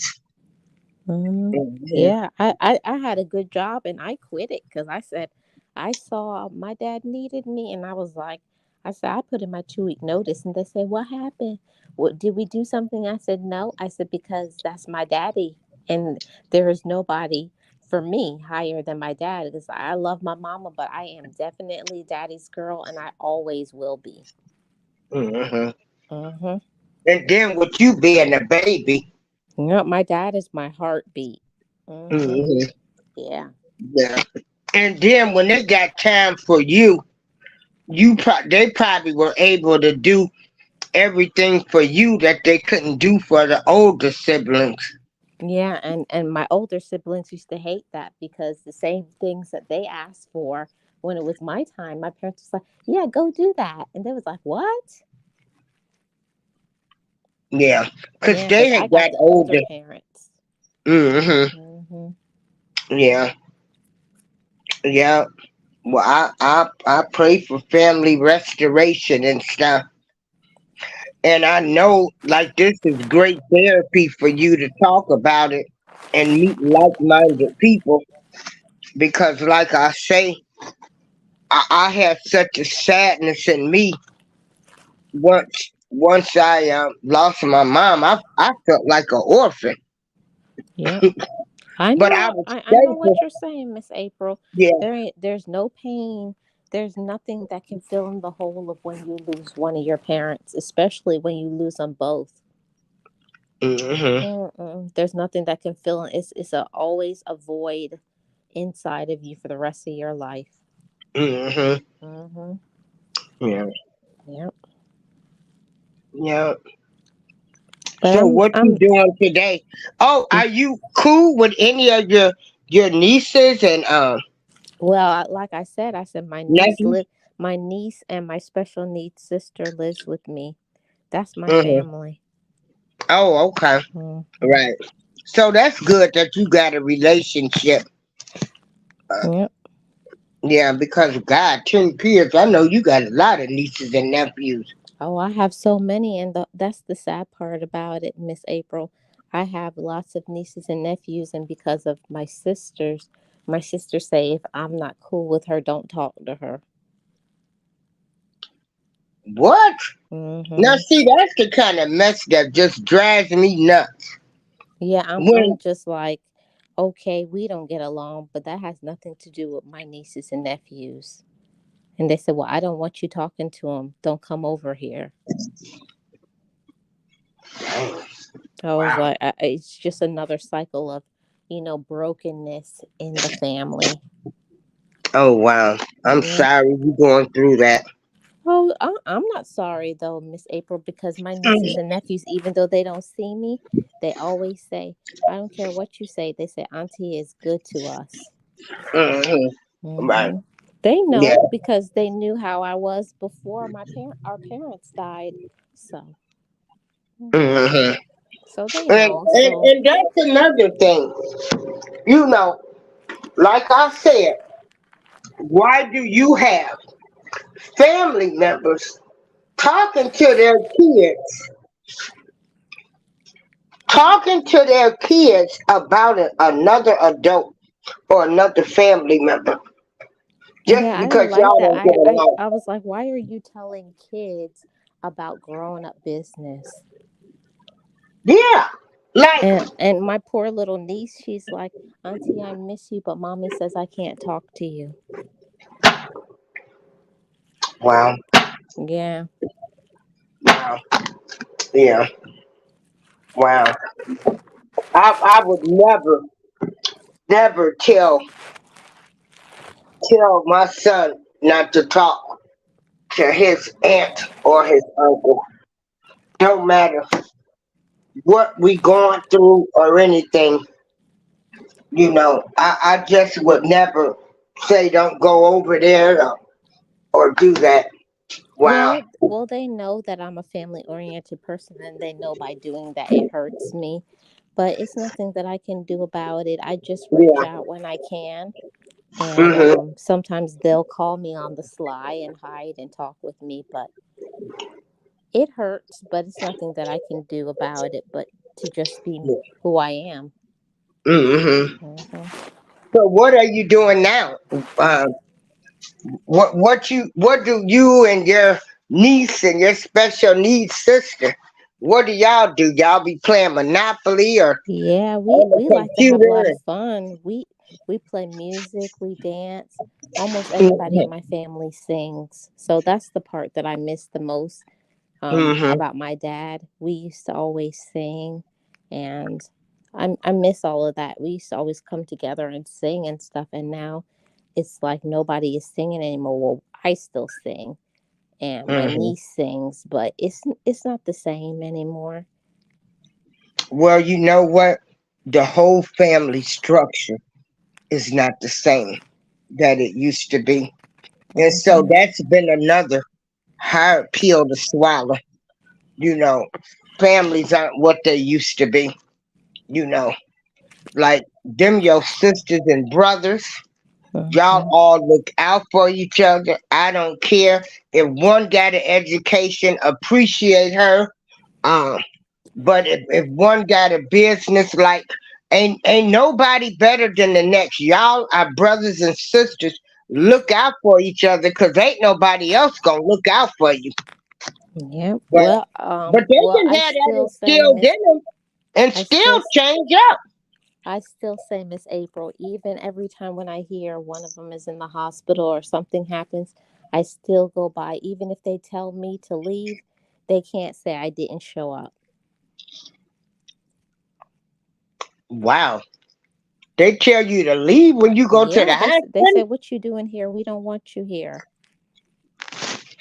Girl, they gonna be sick. Let me tell you something, honey. Like I say, it's gonna come a time. It's gonna come a time when, honey, they gonna be calling on you. Like I say, they gonna need you before you need them. Well, that's what my dad used to always say. Hmm. My dad always They said, gonna. you always going to be the youngest one. You can't change that part. Hmm. Hmm. So I But don't yeah, worry about it. I just do the best that I can in my family that I have here. And I love them and we love each other. And that's all I could do right now. that's all you can do. That's all you can do. Wow, I really hate that. Um, and that's what I say. Where did all of this type of stuff come from? Well, okay. If you go back in time, back to, I guess you could say 2015, when my dad got diagnosed with prostate cancer. He didn't want to tell the other siblings because, I work in healthcare. So there's things that I know. So he felt more comfortable to tell me things. And he said he didn't want to tell them because he knew how they were going to like go crazy. So he kept it until he got really sick. And I was like, you have to tell them, Dad. So that's when he told them, but they found out that I knew for a long time. And that started the resentment. They was like, we don't care if we told you not to tell us. You should have told us anyways. So whatever. And Yeah, that's you how it know started, that and then that it just would got be worse after they yeah. passed away. But like Mr. Opinionator said, they better. Why be bitter? I mean, you Yeah, have and to they reflect your also, dad's and I think it wishes. also has to deal with, my education level. They because they were older than me, they had to get out and work. They didn't get education like I did. So it's not just one thing, Miss April. It's a Yeah, it's lot a of whole lot. things. There's like, she has education, she has this, she has that, and we don't have anything. I was like, I don't have anything either. I said, we all need each other. But that's them. Yeah, It's up to them. All I could do is but- extend an olive branch. They have to take it. yeah, I already and that told them. that I said, I that's don't want to talk awful. about the what happened before. Let's just start with today. But they Right? don't want to. Yeah, Yeah. yeah. They bitter. Yeah, Hmm. they are very bitter. Hopefully, well, like I say, the higher power humble them, honey. They'll need you before you need them. Trust and believe that. Mm-hmm. Well, it already has happened because I got one of them that's really sick, and nobody wants to help them. So I've been going over to see how she's doing, but she don't want to talk to me. So I was like, how are you sick and you still are so mean? Didn't that humble you Girl, at all? honey, let me tell you, Mm, this second time of surviving cancer, and the good Lord let me stay here, I let people have it. You win, I'm gone. You mhm, win, you gone. Um, I just can't have. How can you be sick and be angry? That's why I try to stay so positive to keep yeah. my mind, body, and soul and spirit all in alignment. But how can you be sick and be angry? That's crazy. Well, for me, Miss April, I'm telling you, when you see your parent dying, I don't care. Everything that I used to think mattered, when you see someone slowly deteriorating till they die, I'm telling you, it changed everything about me. All the things like being upset. I don't even like to go to bed if I have a disagreement anymore, because that's just how I lost my dad. Like, just like that, they gone. I was like, it's not worth it. Oh, I know. It's not worth it. I You don't know. know if you'll be here tomorrow. Why you mad? Mm-mm. Yeah. Get Wow. over it. Yeah. And you know what I'm saying? Like, and ain't nobody tried to call them out on their behavior. Yeah, they do. Even the younger ones now are even saying, who cares what happened? We need to get together and we need to let that stuff go, but they don't want to let it go. Mm, wow. So, Yeah, I've had different things happen to me in family situations. And at the end of the day, all that stuff don't matter no more. Like mm-mm. I just you know, I don't care what you did. I don't care what you said. Like we can still start from today. Let's start from today and all I want to do is make happy memories and stuff. Mhm. Mm-mm. Yeah. That's what I told them. I said, you missing out on all these years. I said, everybody's way older than me. The oldest one now is retired, and I'm like, and you still bitter. I was Wow. like, that's crazy to me. I was like, you're Wow. retired now. Like, you don't understand. This is supposed to be your season. You're supposed to be, you know, holding up everybody else, because you're the oldest right now. You're the one everybody's supposed to be going to for guidance. But Nobody can go to you for guidance because you're separating everybody. It's crazy. Yeah. Yeah. Wow. Well, I hope they hearts soften up. Now are they what are they spiritual? Are they sitting there? And please don't tell me none of them is a deacon in the church or a minister or Oh something. And they walk. yes. Oh yes, And they they, are. oh my God! Oh Lord, have mercy! Mm. And they walking around with this type of anger. That's what I told Are them. I you already said. serious? I said God is not listening to y'all. I already told them. Y'all could do See it? all the praise dances you want to, say all the prayers you want for other people. If you got the whole family broken up because you can't forgive, you need to work on that first. And I Girl, told her already. I said, and that's why you're sick. I said, once you forgive and you tell everybody we need to get together, I promise you, your health will improve. She won't listen to me. now, Mr. Opinionated News. Well, wait a minute. Hold on. I gotta, I gotta go back and read the comments. The word said that's why I attempted to understand a person, especially before I judge somebody or somebody else's perspective. And then Miss Opinionated said if you have issues with someone, that should be between the two of you. Miss Opinionated, people don't want to talk one on one now. They rather call folks, talk about you and everything. You say, can we talk? Because I've called people and say, how can we fix this? They don't want to. Mhm. They think they getting some type of award by calling people talking about you. Mr. Opinionated says, what it sounds like to me is that they are using that anger as a way of holding on to your dad, and it's called misguided anger. Mhm. I feel like as long as they hold on to that anger, they still feel like they have a piece of your dad with them. Just reset. Church people are always the problem. Girl,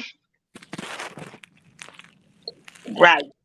Oh my goodness. So they all in the church, but Mm-mm-mm. they, yeah, You should well, see him. I'm just like, I was like, I don't want to hear nothing you have to say. mhm, yeah.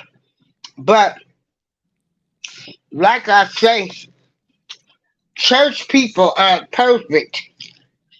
Some church people have to check themselves and look in the mirror.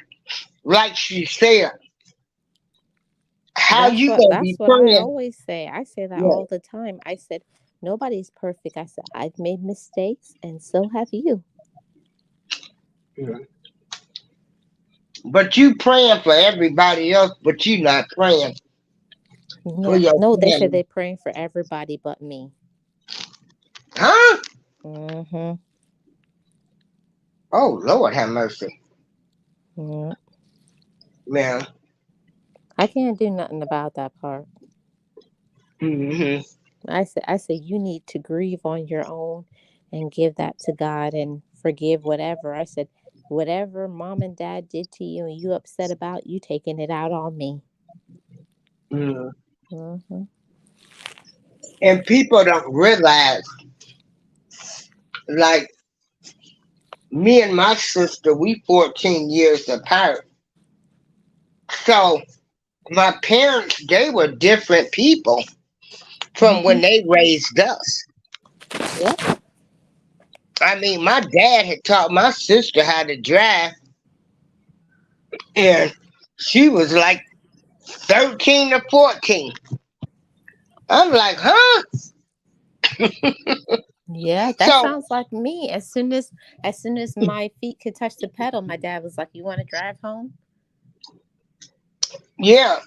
And so they were different. Like, you know, There are different people in different times. So they were real lenient. Just V said people think that they go to church that they are righteous, but living weekly. Just V, when I go to church, I say church is my hospital. Cause honey, I get a sense of feeling that come over me, and Mm-hmm. it just encourages me to keep doing the right thing, to do the right thing. I ain't perfect neither, but hey, they'll tell you I done came a long way in these YouTube streets too. Mm-hmm. Miss April, Um, I'm telling you something. I said, and the whole thing about it, Miss April, is if they were judging me for my standards before my parents passed away, they would have fuel to say what they're saying now. But I've changed because before my parents died, I went through therapy. I started, being loving and talking to them, asking people their opinions and respecting people. So it's like I'm not like who I used to be where I didn't care about people's feelings or I was rude to them. I'm not that person anymore. So I don't understand why they have that type of opinion of mhm. me. So But the I thing of it is why are you holding on to the anger? yeah. Like, like I said, I've had people to do things to me. I've wiped the slate clean. Mhm. Let's start forward from this day. Like, you know, I don't care. I don't care what happened. I just want to make good memories. I'm Mhm. letting everything go. I don't even want to think about what you did to me. Yeah. I've actually wiped the slate clean, and I said I don't even want to talk about that anymore. But that's the only thing they want to talk about. Yeah. It's like an obsession for them. So that's why I'm just How done with long it. ago has this been, Marlene? My dad passed in 2016, and my mom passed in 2017. Mm. So 6 years for my mom coming up next month, and 7 years for my dad in October. Oh wow. Well, And I it's hope. still just as fresh. Yeah, the pain of losing them is a pain. I don't care if I lost my dad in 2000 and my mom in 2014, and it just seems like yesterday. Hmm. But you Hmm. know what, Miss April? But for me, I'm not suffering like I used to be because I've made peace with it and the whole situation. I forgive my parents and I bless them for what they were able to do for me. But I don't think my siblings know how to do that. They don't know how to forgive what happened in the past and say thank you for what you did, and now I can live my life. Hmm. Hmm. They're not Wow. to that maturity level. That's why I say, even though I'm the youngest, I feel like I'm the most mature in the whole family. And your parents knew that too. Yeah. They do that too. Yeah. Yeah. Wow. Wow. And that's another thing.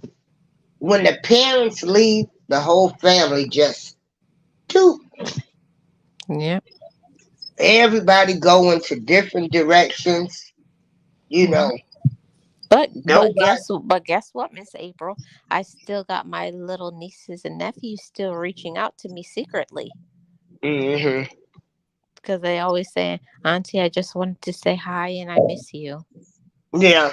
So they The still word. know. Yeah.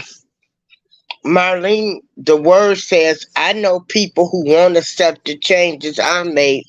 And no matter how much time passed, 15 years, they still won't accept who I involved into. Some people just won't let it go. Oh, Yeah. I already know that because it's going on what's almost 7 years and it's the same drama still. So I do believe that, and I'm sorry that happened to you too, Word. Hmm. Mm-hmm. I'm proud. Let me tell you something. When me and somebody was into it and they became a different person, man, I'm proud of them. I give them a hug. I remember when I went to Seattle last year, and I went over to a cousin's house, and she asked me to forgive her for the way she had treated me. Girl, I hugged her. We hugged each other, and I cried, and I said, "I forgive you." What else was there to do? When people come to you and ask you to forgive them, you forget them. The slate is right clean, and we had a good old visit. Well, Hmm. and that's what I told them too. Even though I personally believe I've never done anything to them, I even told them for anything that I've done, I'm sorry. Yeah. And they won't accept it. And but my niece and my sister have said that it's not me saying sorry. They're just upset that they didn't get peace with our parents before they left. So they're taking Okay. it out on me. I've got some things that I never told my parents that happened to me, Hmm. and and I don't think I would have ever told them. And I'm at Mm. peace with that because I had the dad that he had some issues, and I know if I would have told him some things, um, like you would be dead, Mm. and so I even when my dad died, the memories came back, but I said, you know what? Mm-mm, it's all right. I'm at peace, Well, and that's but when you I know what, Miss realized. April? But you know what? Parents know their children, and my mom and my dad said that before they passed away. They said, "We know you've been through some things and we know you hide things because I wouldn't say I'm a secretive person, but I'm relatively a quiet person and I don't like to tell people stuff if I know that it will upset them. So I hold things inside and I know that that's not a good thing, but I was able to tell my dad and my mom a few things that happened to me, and they were upset. Like, how come you didn't tell us? But back then, like we were saying earlier, back then people didn't talk about things. They didn't Mm-mm. communicate their feelings and the things that happened to you because it wasn't readily accepted. Like if you told them, would they really listen to you? They probably wouldn't. So that's why it was the way it was. Yeah. Hmm. And then, do you think? I mean, like, I had to question, like, would I really wanna? They're already dying. So, do I really want to bring this up? And they're dying. Well, I'll say that it this way.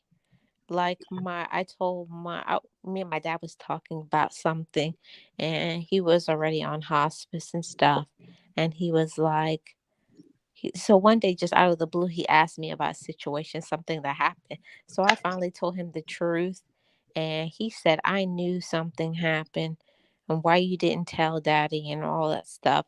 And I didn't really want to tell him, but I felt so much. I felt like a weight came off of my heart after I told my dad, because there's something about the relationship with a daughter and her father. It's like when you feel as a daughter that you wanted to be protected, but you weren't protected.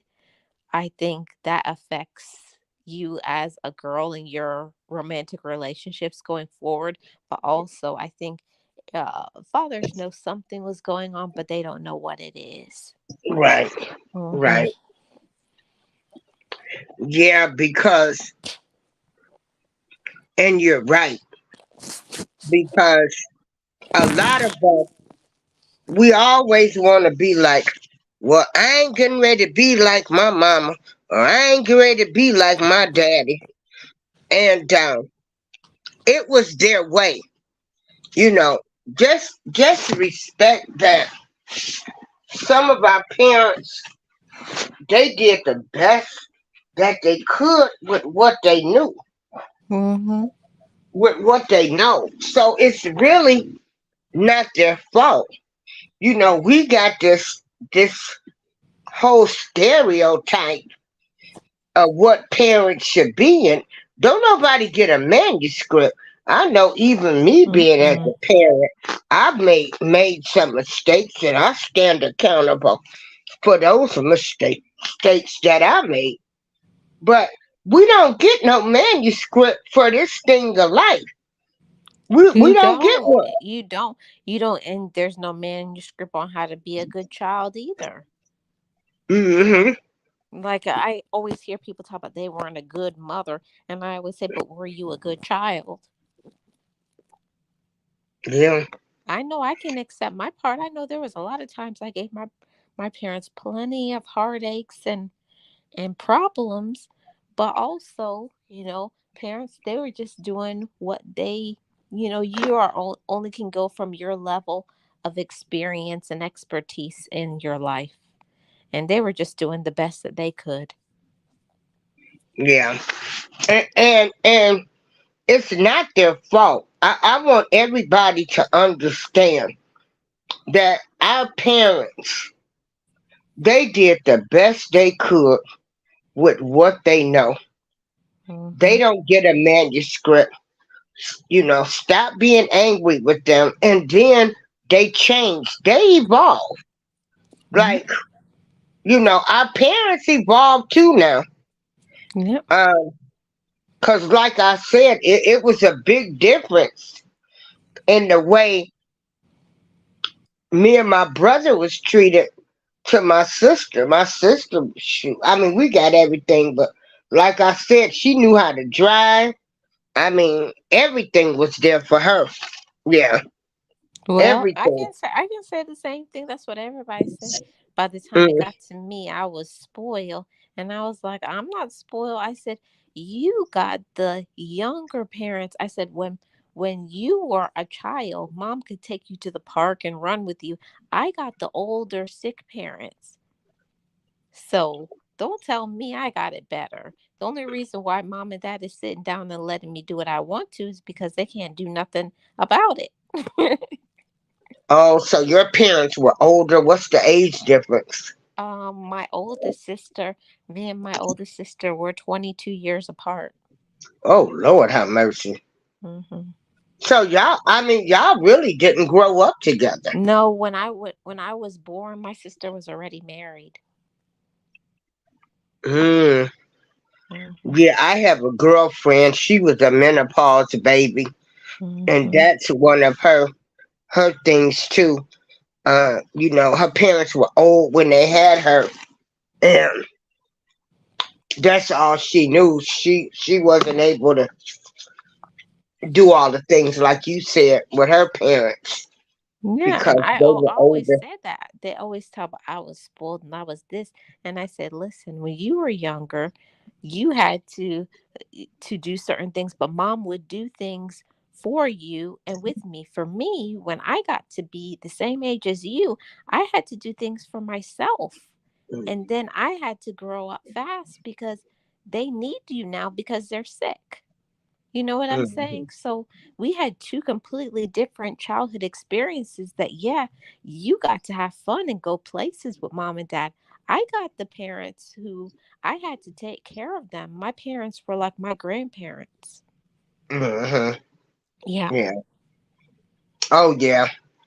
Yep. Oh yeah. So they were talking to you and telling you everything. I can see Yeah, that. I got the parents who gave me the wisdom and the experience and say this happened to me and this happened and so on and so forth, but they didn't get anything because they were Mm, young.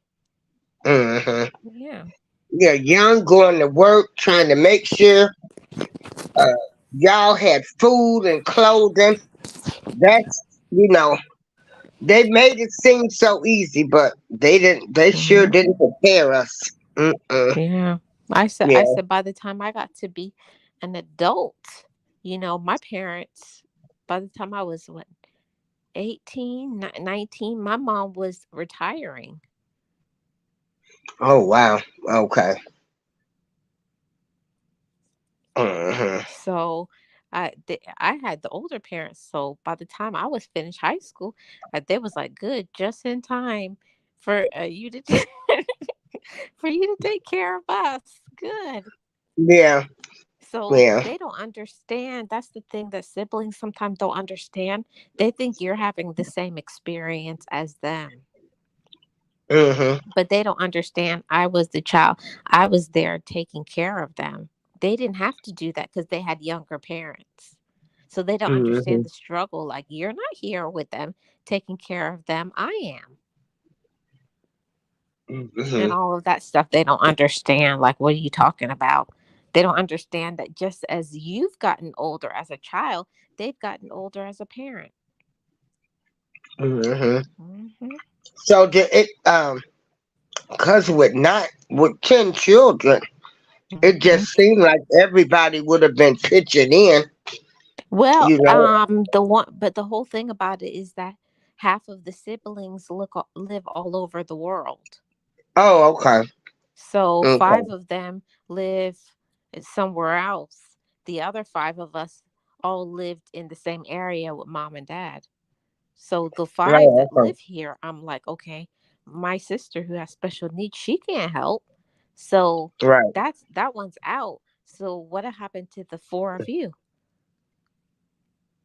Yeah. Nothing. So, were you angry because they didn't help? Of course I was angry, but I didn't take it out on them. But I was like, are you gonna come by and see them? What's going on? They're asking for you. Oh, you're there. What do they need? Don't ask me. Come and ask them. Oh, wow. Yeah. Yeah, they say deaths, deaths and weddings will tear a family apart. Death, divorce, and Mm-hmm. all of that will tear a family apart. Yeah. And it's a shame that people don't want to let stuff go. Yeah.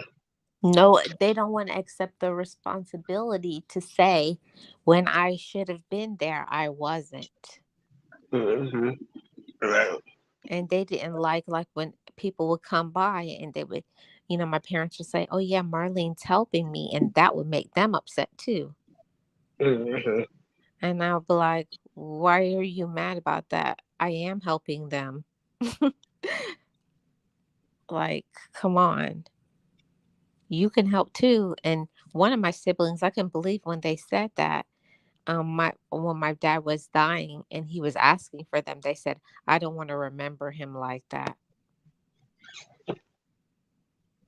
Yeah, and a lot of people really can't handle seeing their parents go down.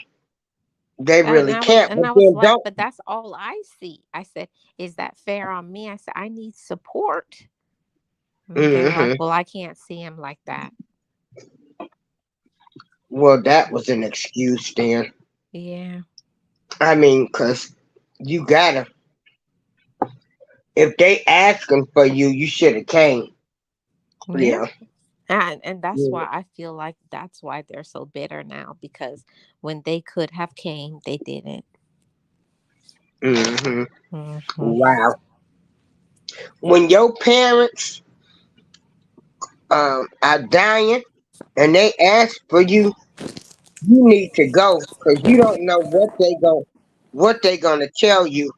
They Well, might that's what want I always say. And you know, Miss April, I feel like that was, not only is it hard seeing your parents dying, like seeing my dad die, but it hurt me even more that he kept asking for them and they wouldn't come. To me, that was one of the traumas that I experienced. Like, why can't you? Right now, they need you. And you're like, no, I can't see him like that.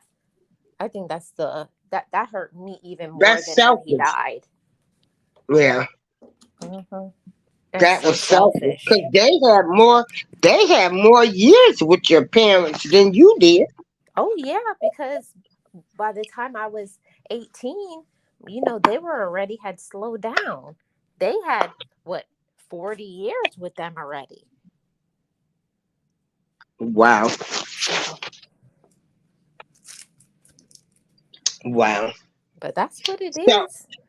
yeah, so I want to tell you that you are beautiful. I am so glad you went and got the therapy. Now, how long were you in therapy?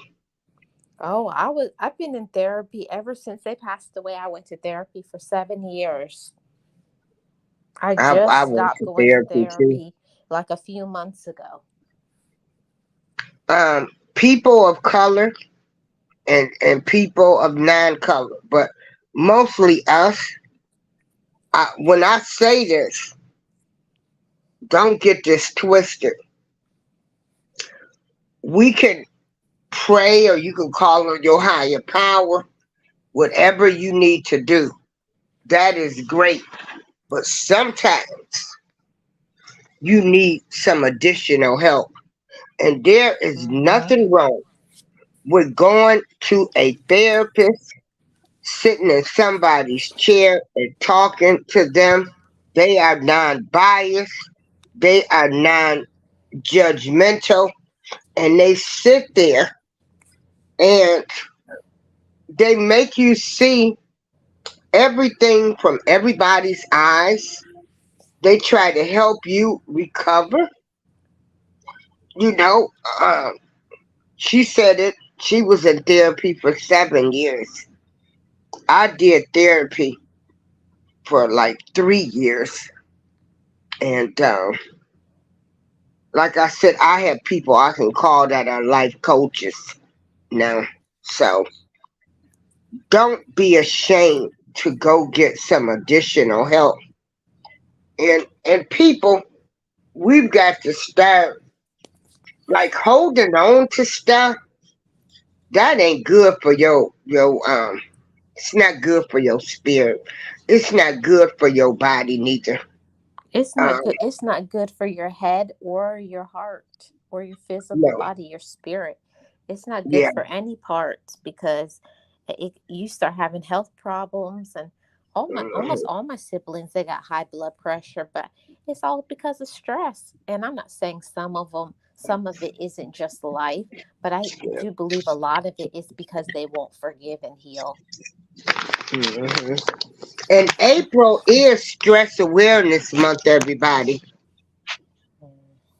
It is April is Stress Awareness Month. With her saying this, I want to read this. I think that we can all agree that overall stress has increased significantly in most of our lives in the past couple of years. The National Institute for Health defines stress as the body responds to physical, mental, or emotional pressure. Stress causes chemical changes in the body that can raise blood pressure, heart rate, and blood sugar levels. It may also lead to feelings of frustration, anxiety, anger, or depression. Stress can be caused by normal life activities or by an event such as trauma or illness. Long term stress or high levels of stress may lead to mental and physical health problems. Sometimes a physical and emotional reaction can be good, helping us to avoid dangerous situations and cope with difficult moments. When the problem arises is when we can't release the stress and we live with it for extended periods. Many older Americans are facing extremely stressful circumstances, limited income and rising expenses, isolation and loneliness, chronic health um, conditions, pains, loss of loved ones, no longer having a purpose in life, feeling like a burden on their loved ones. The list goes on and on. So, warning signs of stress includes headaches, sleep problem, insomnia, fatigue, difficulty concentrating. Recognizing that stress is a normal part of life is important. It's also important knowing what in your life is causing you to stress and understanding how it impacted your wellness. So that's why, for me, I had to just release. Like, everybody wins now. I'm not arguing with you. Everybody wins. I'm not gonna argue with you, but I do go to people and I try to talk to them one on one. But to get like the understanding, because miscommunication and different things, uh, that'll happen. And let me tell you, I'll be the first one to say, I'm sorry if that's the way you perceive something. I'm sorry. But a lot of people, they can't even say they're sorry. A lot of Mhm. people can't even apologize, you know. So remember that. But I know I used to be one, like, I don't want to go around them. They ain't apologize for what they did. People carry on and act like ain't nothing happened. And then I'm around here and I look at you and I get the memories. So I had to ask my higher power, teach me, like, to just let it go. And so I'm a work in progress too. Oh But yeah, Miss as, April. Me, as me this too. journey, See, my thing yeah, is that's one of the reasons that I went to therapy because I said, I see how mad they are and how they're always yelling and cussing, and I said I don't want to be that. That's not who I want to be remembered as. I said I want to work on myself and be a better woman and example to the younger people in our family, to show them because the younger ones remember say, Auntie, I remember you used to always be all up in everybody's face. And they say, You're so calm now, Auntie. And I said, Because Auntie got some help. I'm yeah, not ashamed to tell them I got help hmm, because I had a lot of issues that I had to resolve. And I worked on myself. And I said, Everybody can do that too. right. You And can then, if you want to. yeah, yeah. So yeah, and like I said, if a person evolves, just, man, look at them for who they are. Don't look at them at the past. That's the past. You can't change it. Mhm. Start the slate clean. Just start it clean. I tell most people that don't like each other, you know what, y'all got so much in common. But I had a lot put on me. I had my two aunts, you know, well, my grandmother uh, told me to keep the family together. And then my two aunts told me to watch out for their grandkids. And I fulfilled that promise. And with that came a lot of headaches, a lot of arguments, a lot of, things. But Mhm. I just did what they asked me to do. And honey, I'm so glad Well, the one his kids are younger, so I'm still there. And I'll be glad when they get grown because I'm like, my job is done. But did I Mhm, like that? No. And it was like, I didn't ask for this, but I have to do what they asked me to do. mhm, And so my cousin, he has 5 kids. I've tried to be in their lives, help them with, on their journey. I went and supported them. Um, and my other cousin, I know his kids and everything. And so it was tough. And to be honest now, like I was so burnt out from like being the family spokesperson. Like I'm cool now. I'm cool in the game. It's like shoot. Mm-mm. My mhm, job is almost done. But mhm, people don't understand when people ask you to do stuff, it ain't it's not something you ask for.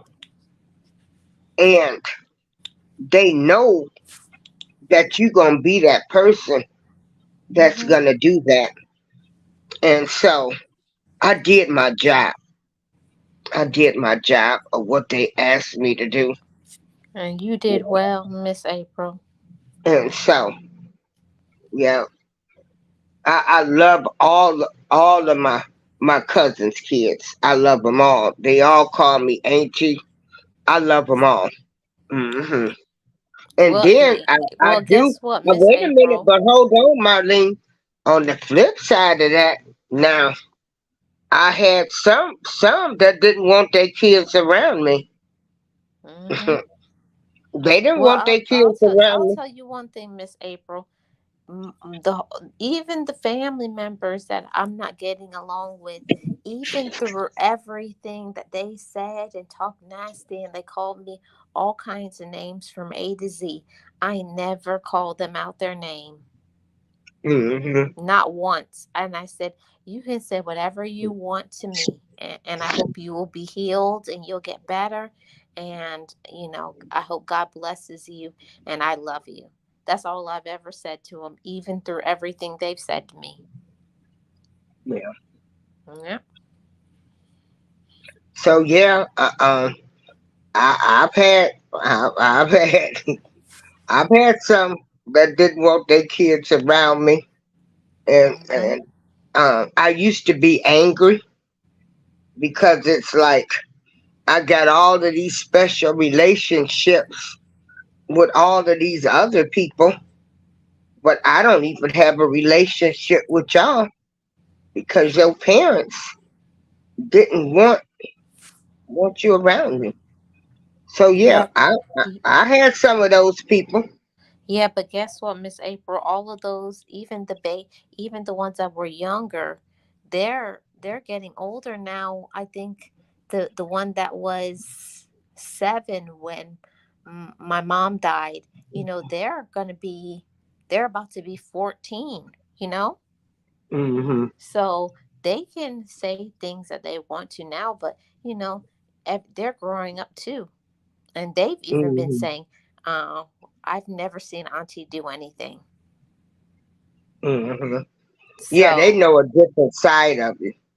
they Uh-huh. know the different side, and and I told them, I said, don't say anything and start nothing. They said, no, I'm just telling you, Auntie, you've never done anything, and say, you know how your sister and your brother is. I said, I know how they are, and I don't love them any less.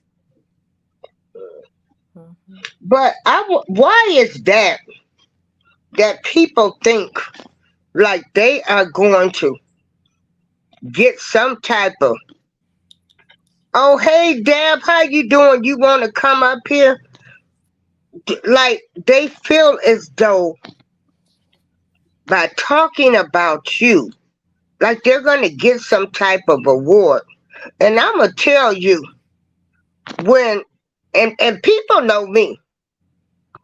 When people call me, the first thing I ask them, Did you talk to them Mm-hmm. before you even called me? Did you talk to them? Because I don't want to hear this. Mm-hmm. If you didn't talk to them, don't call me. Mm-hmm. Do not call me. I just, I had to learn that because I'm not getting ready to carry your mess. I'm not getting ready to carry, and I'm not even gonna listen to you. Yeah, I'm not even That's going. right. I'm not I even don't want gonna to be put listen in the to you. middle of it. Right, because that's not fair. It's not fair to that person. It's just not fair. Oh, hold on. I got somebody else. Well, Miss April, I'm about to hop off. Okay, hold on. I'm gonna Miss Deborah. Catch it by faith. Hey, how you doing? How you doing, ladies? I was up in the clouds listening to your conversation, and so much of it like hit home when y'all was talking Yeah. about family Mm-hmm. on both sides. Like when, because family, that's one thing we can't change is we all come from dysfunctional families. Number one, Girl, say it.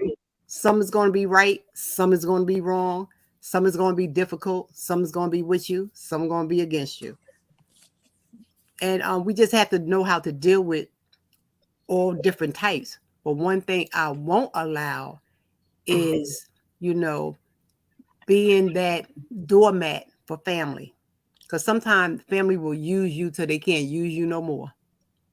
Mm-hmm. So we have to put boundaries up.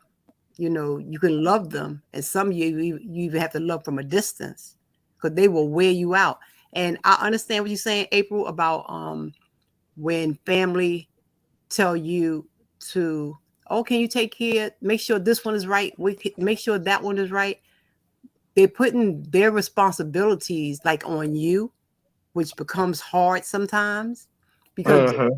you're raising helping to raise somebody else's children that sometimes, like our siblings, brothers and sisters, their kids, they was hard-headed and they were the mess when you had them, and now you Mm-hmm. pick up the slack. You created these monsters. Uh-huh. So Yeah. now you want me to take on the burden, but as Mm-hmm. we try to help them in their wishes, and we only thing we could do is try. Only thing we Yeah. could do is try. But don't extend yourself where it makes you sick. Because Yeah. sometimes taking on Well, too much, well, that's when why I had to say that enough was enough, because if you are voicing your opinion how you feel, I'll give everybody the platform to say how they feel, because everybody's opinion should be validated. exactly, But what you're not going to do is say nasty things about one another. I don't have time for that. exactly, Mhm. exactly. Yeah. And, I don't know the lady, your name, Marlene, Marley. How you doing? When hi. you were saying about taking care of your parent or your parents, and how you come from a large family, but there's five of you here, and the rest of them is here, there, and everywhere, right? Mm-hmm. That happened in my family too. But one thing about us is I always remind them when you're a mother, you don't care if your children is in Timbuktu, you're going to get to them. If Mm-hmm. on the other side of town, a mother will stretch her arm from here to hell if she had to for a child. So when mom or dad gets sick and now they're in need and the shoe is on the other foot, children tend to get selfish. Oh, I live too far. You could do it. You're right there. No, you can come down and relieve me for about 30 days and I'll be happy. Mm-hmm. You don't Yep, have to come down and here that's and what they live. did. They dropped it all in my lap and said, "Well, you live there with them. You take care of them." Exactly. And that's part of being um selfish. That's a selfish part because at the end of the day, that's their parent too. But now when mom or dad pass on, they'll be the first one there to see what I got, what's in there for me. The first thing gonna come out their mouth is, did they have a a life insurance policy? And those are the siblings that be the first one there at the door, showing up to see what they can get, but yet they was never around to do anything. And that's when, like you were saying, April, in death, weddings, and divorces, when all the mess start. Uh-huh. Mhm. Yeah. Uh-huh. And Yeah. and and and this it's awful because it's just amazing Mm-hmm. when you think about these are my brothers, these are my siblings. Now we all come from the same parents, Mm-hmm. but like, was they adopted or something? I, I, Because it's mm-hmm. weird. Like everybody can come from the same parents, but Right. have a different A different mindset. mindset, and you like, wait a minute. Now, Mm-hmm. when we grew up, you saw the way they was. Exactly. Mm-hmm.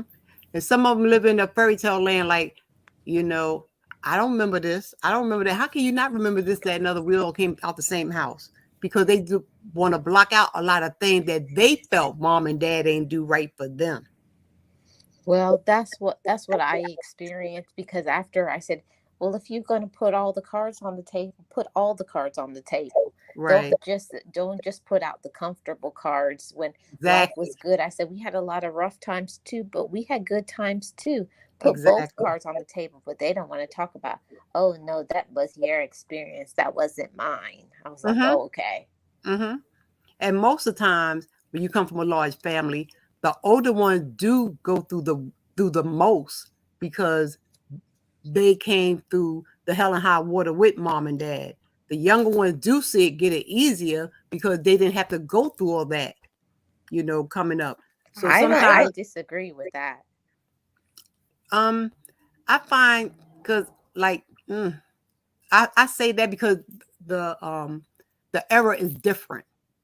Like more or less I could have came up on surplus food, on the dried rice and the dried eggs and this, that, the other. The younger siblings didn't have to probably go through that because that during that era, it was food stamps. So they don't know about surplus food. So that's what I'm saying as far as the era gets, their mindset is different on the way they see things, growing up. I have family members where their parents could their parents were on drugs. The older kids know about that, but the younger ones don't because by that time they was off drugs, so their lifestyle was different. That's what I'm saying. Right, right. Oh, Yeah. well, I do think it depends on how you were raised. I Mm-hmm. feel like the older ones, they got it way better than I did because they were younger, they had more money, and they were able to give the older siblings things. And by the time it got down to me, I got the older parents that were living on, their retirement, their savings, and they couldn't do things for me like they did for them. Mm-hmm. So I get you. it's two different experiences, and that's what I tell them. I said that was your experience, but you also have to validate this is mine. You got the young parent that could run around and go places with you and Right, have fun. By the time I got to be 13 years old, my mom was ready to sit down in her rocking chair. She was right. tired. I Mm-hmm. didn't get the mom that was going to run with me in the park because that couldn't Mm-hmm. happen. Right. I get you. I Uh-huh. So that's what I'm saying. I said, yeah, it's two different perspectives. I said, yeah, you may say that my life is easier, but I don't think so. I think you had it way better because you had a parent who could do things where I have the one that I have to take care of. right. Mm-hmm. You Hmm. got them in. See, I thought you were the older sibling. No, I'm the youngest. I'm the 10th child. I get you on that. So you got the later part of the stick, you know. Yeah, I got and nobody wants to validate me when I say that. I said, I'm not Mm-hmm. saying that you didn't have hard times with mom and dad, but when you were grown, you left and you never came back. So don't say I didn't have hard times because Right. when they had to go to doctor's appointments and all of that, it was on me. Right. Mm-hmm. Mhm. They Understand. didn't have to do that. They got the younger parent. Mm-hmm. Hmm. So Well, that's why I'm saying it's two different. It's all about how you were raised and where you right. lived and all of that. Mm-hmm. Yeah. Well, on that part, you did all that you can. Whenever the Lord takes them home, you have no regrets. Where I'm quite sure they would. You Mhm. know, I they well, I know for myself. I said I saw, that my dad was sick and he needed help, but he wasn't asking. And I'm looking around like, I'm the 10th child. I should be seeing one of my other siblings like, don't y'all see this? And they were like, see what? And I was like, oh, okay. they don't want So to I see. made a choice to leave my Mhm. job so that I Right, could take care of them. And that gave me a lot of issues too, going through therapy. Like, why was it all on my back? right, right. That's understandable. But your parents are still alive? Oh no, they both passed away. Oh, okay. Okay, sorry to hear that. But God knows what's best. And Yeah. now that you no longer have their burden, hopefully now you're more in a more happier space.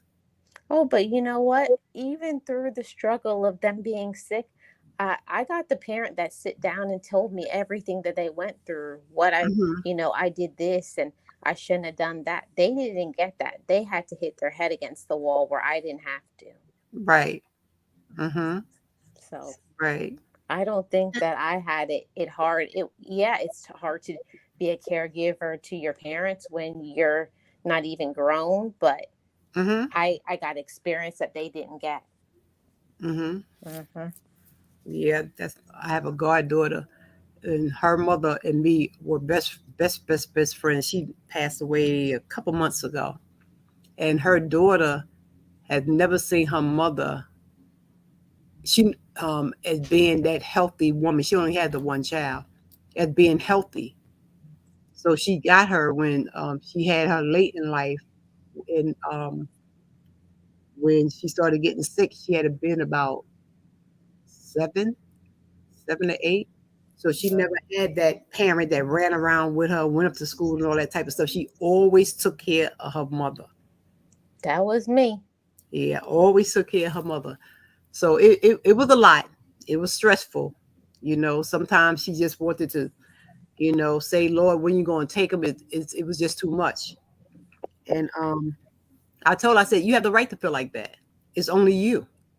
I said, and God knows how you feel. He knows your heart.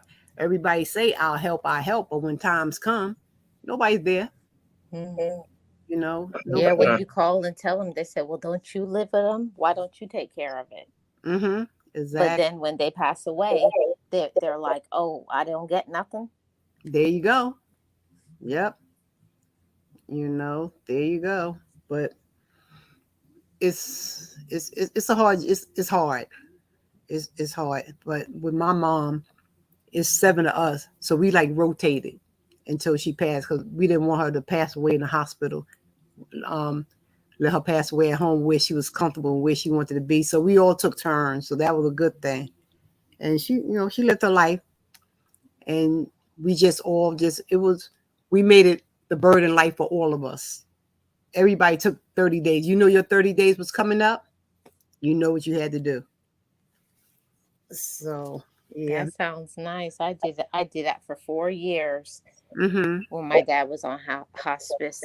I took Right. care of him 4 years, and it's really hard to see your Yeah. parent go from, not that they were running around, but they were able to take care of themselves. And when you see them, decline, that's hard Right. to watch.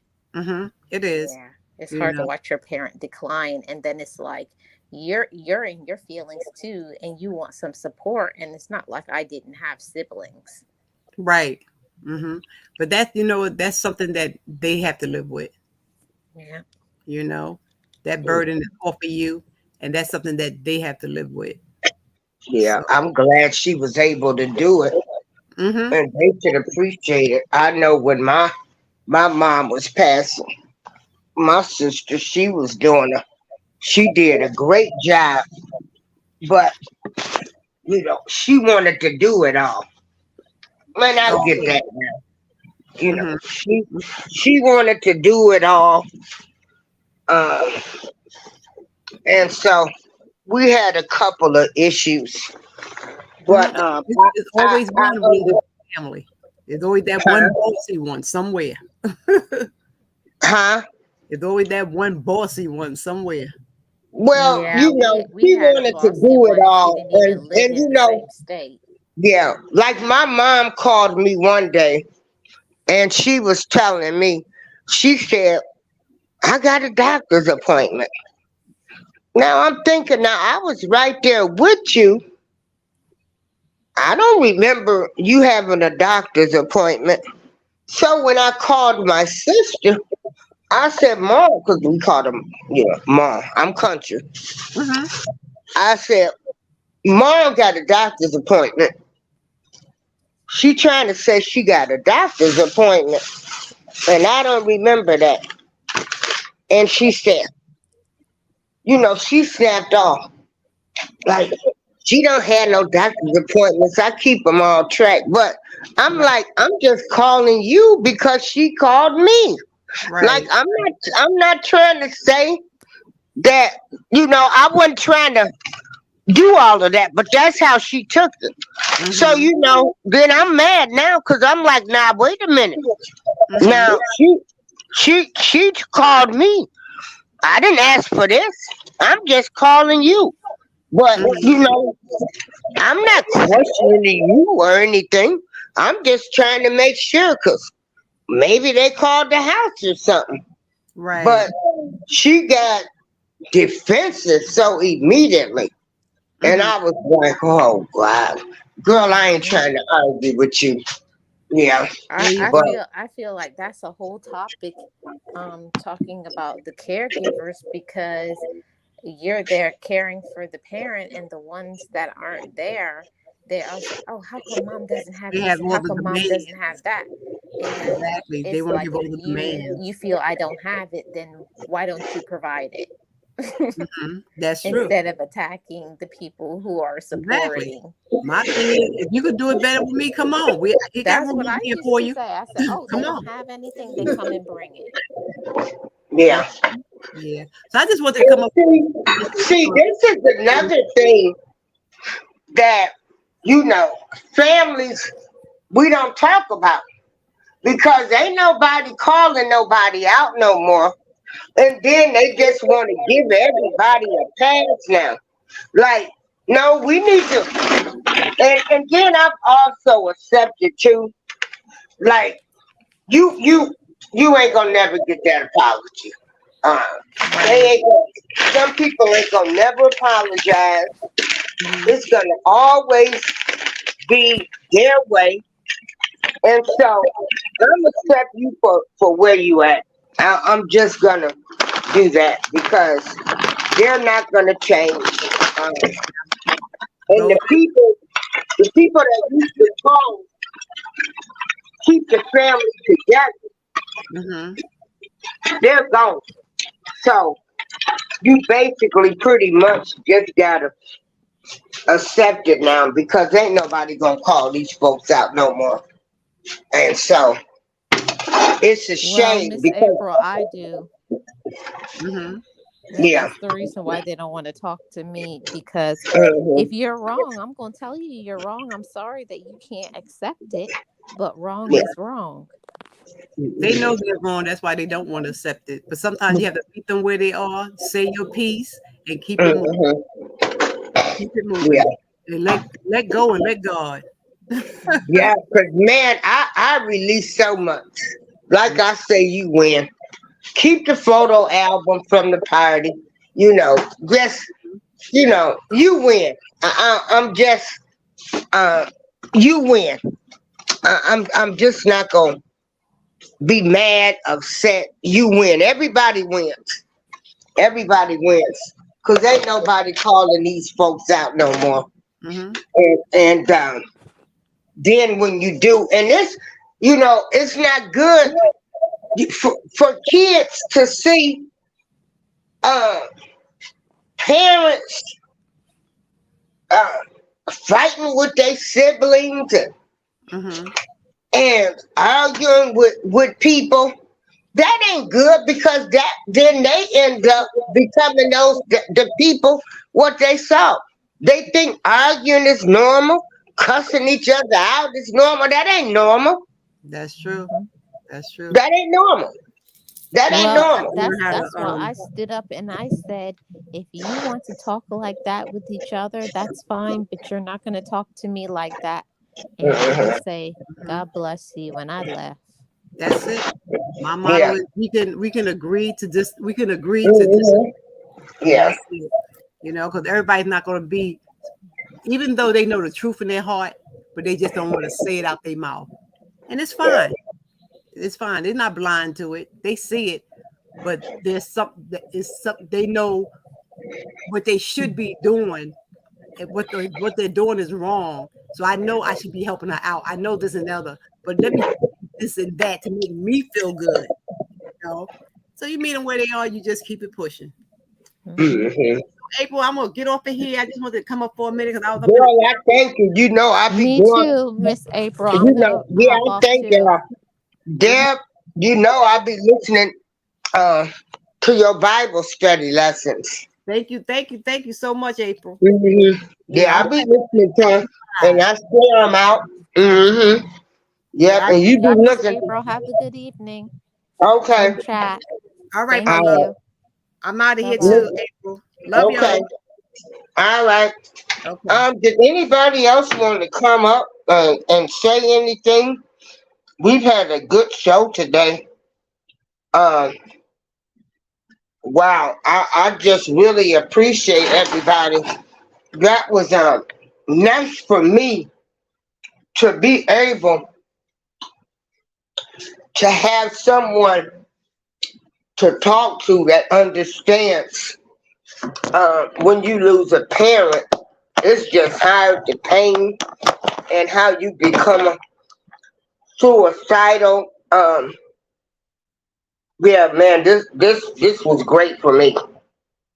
This was really great for me. Somebody that understands. That's why I said you have to be around like-minded people for your journey. Um, that understand where you're coming from. hmm Um. So yeah. So you guys learned something new about me. I'm gonna take a picture and show my scars. But yes, I did try to take my own life at one time. Like I said, I can tell my story. I don't need nobody else to tell it. But I also want you to know that if you ever get that down and stuff, that people still love you. Um, talk to somebody. Grief is hard. Don't do what I did. You know, don't do what I did. So, so you guys learned something new about Miss Darlene April. Also, I wanted to talk about my life. What my life is about now is just doing uh, the right thing in life. Talking to people, respecting people. Uh, I have been an executive. I have been in the world of business, working for corporate America, traveling, going back and forth to Minnesota when I worked for Honeywell. Um, I was a professional woman. Different things happened to me. I know street. I got street sense and book sense out here. And the older I get, the more I recognize game. And so, like I said for my other show the other day, I win because I don't come to play. I'm not playing now. My life is too short. I don't have time to play. Um, I'm just not playing. That's why I win because I don't play. I don't play. Everybody, I need y'all um, to call somebody you haven't talked to in a long time, let it go. Whatever it is, let it go. Because people are leaving here. They leaving here. I could die tomorrow. Hell, I could drop dead right now. You know, don't when I leave here, I'm gonna leave here with a that I did the right thing, and I tried to correct my mistakes.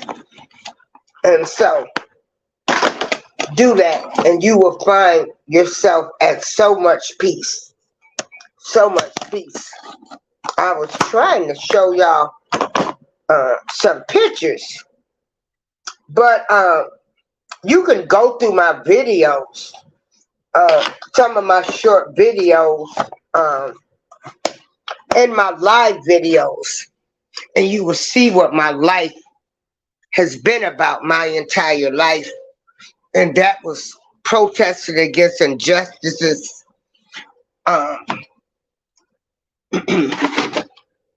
um, working with the organization and Economic Advancement Council, trying to make sure Black business people got contracts.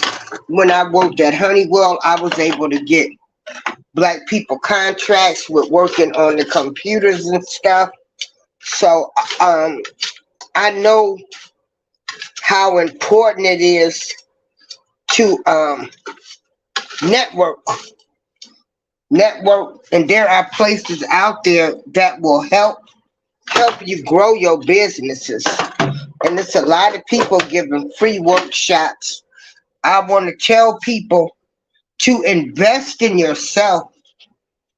If you want to start a business, you know, talk to other people, whatever business you're trying to start. Like, I can't tell nobody, I know what you need to do far as, you know, going to get your paperwork, getting a business name, running an ad in the paper so you can own your business. But that's as far as I know, because I've never had my own business. So just find like-minded people like you. This has been great. I'm glad I didn't have to sit in the chair. I hate when other people, they can't run the show on Streamlight. But if you want to know anything about me, go through my live videos, and you will see what Darlene April is about, what I've been about, no matter what I've been through in my life. I never forgot what was embedded in me. And so I don't talk about it. I be about it. Everybody have a great day. This is April Showers. I'm out.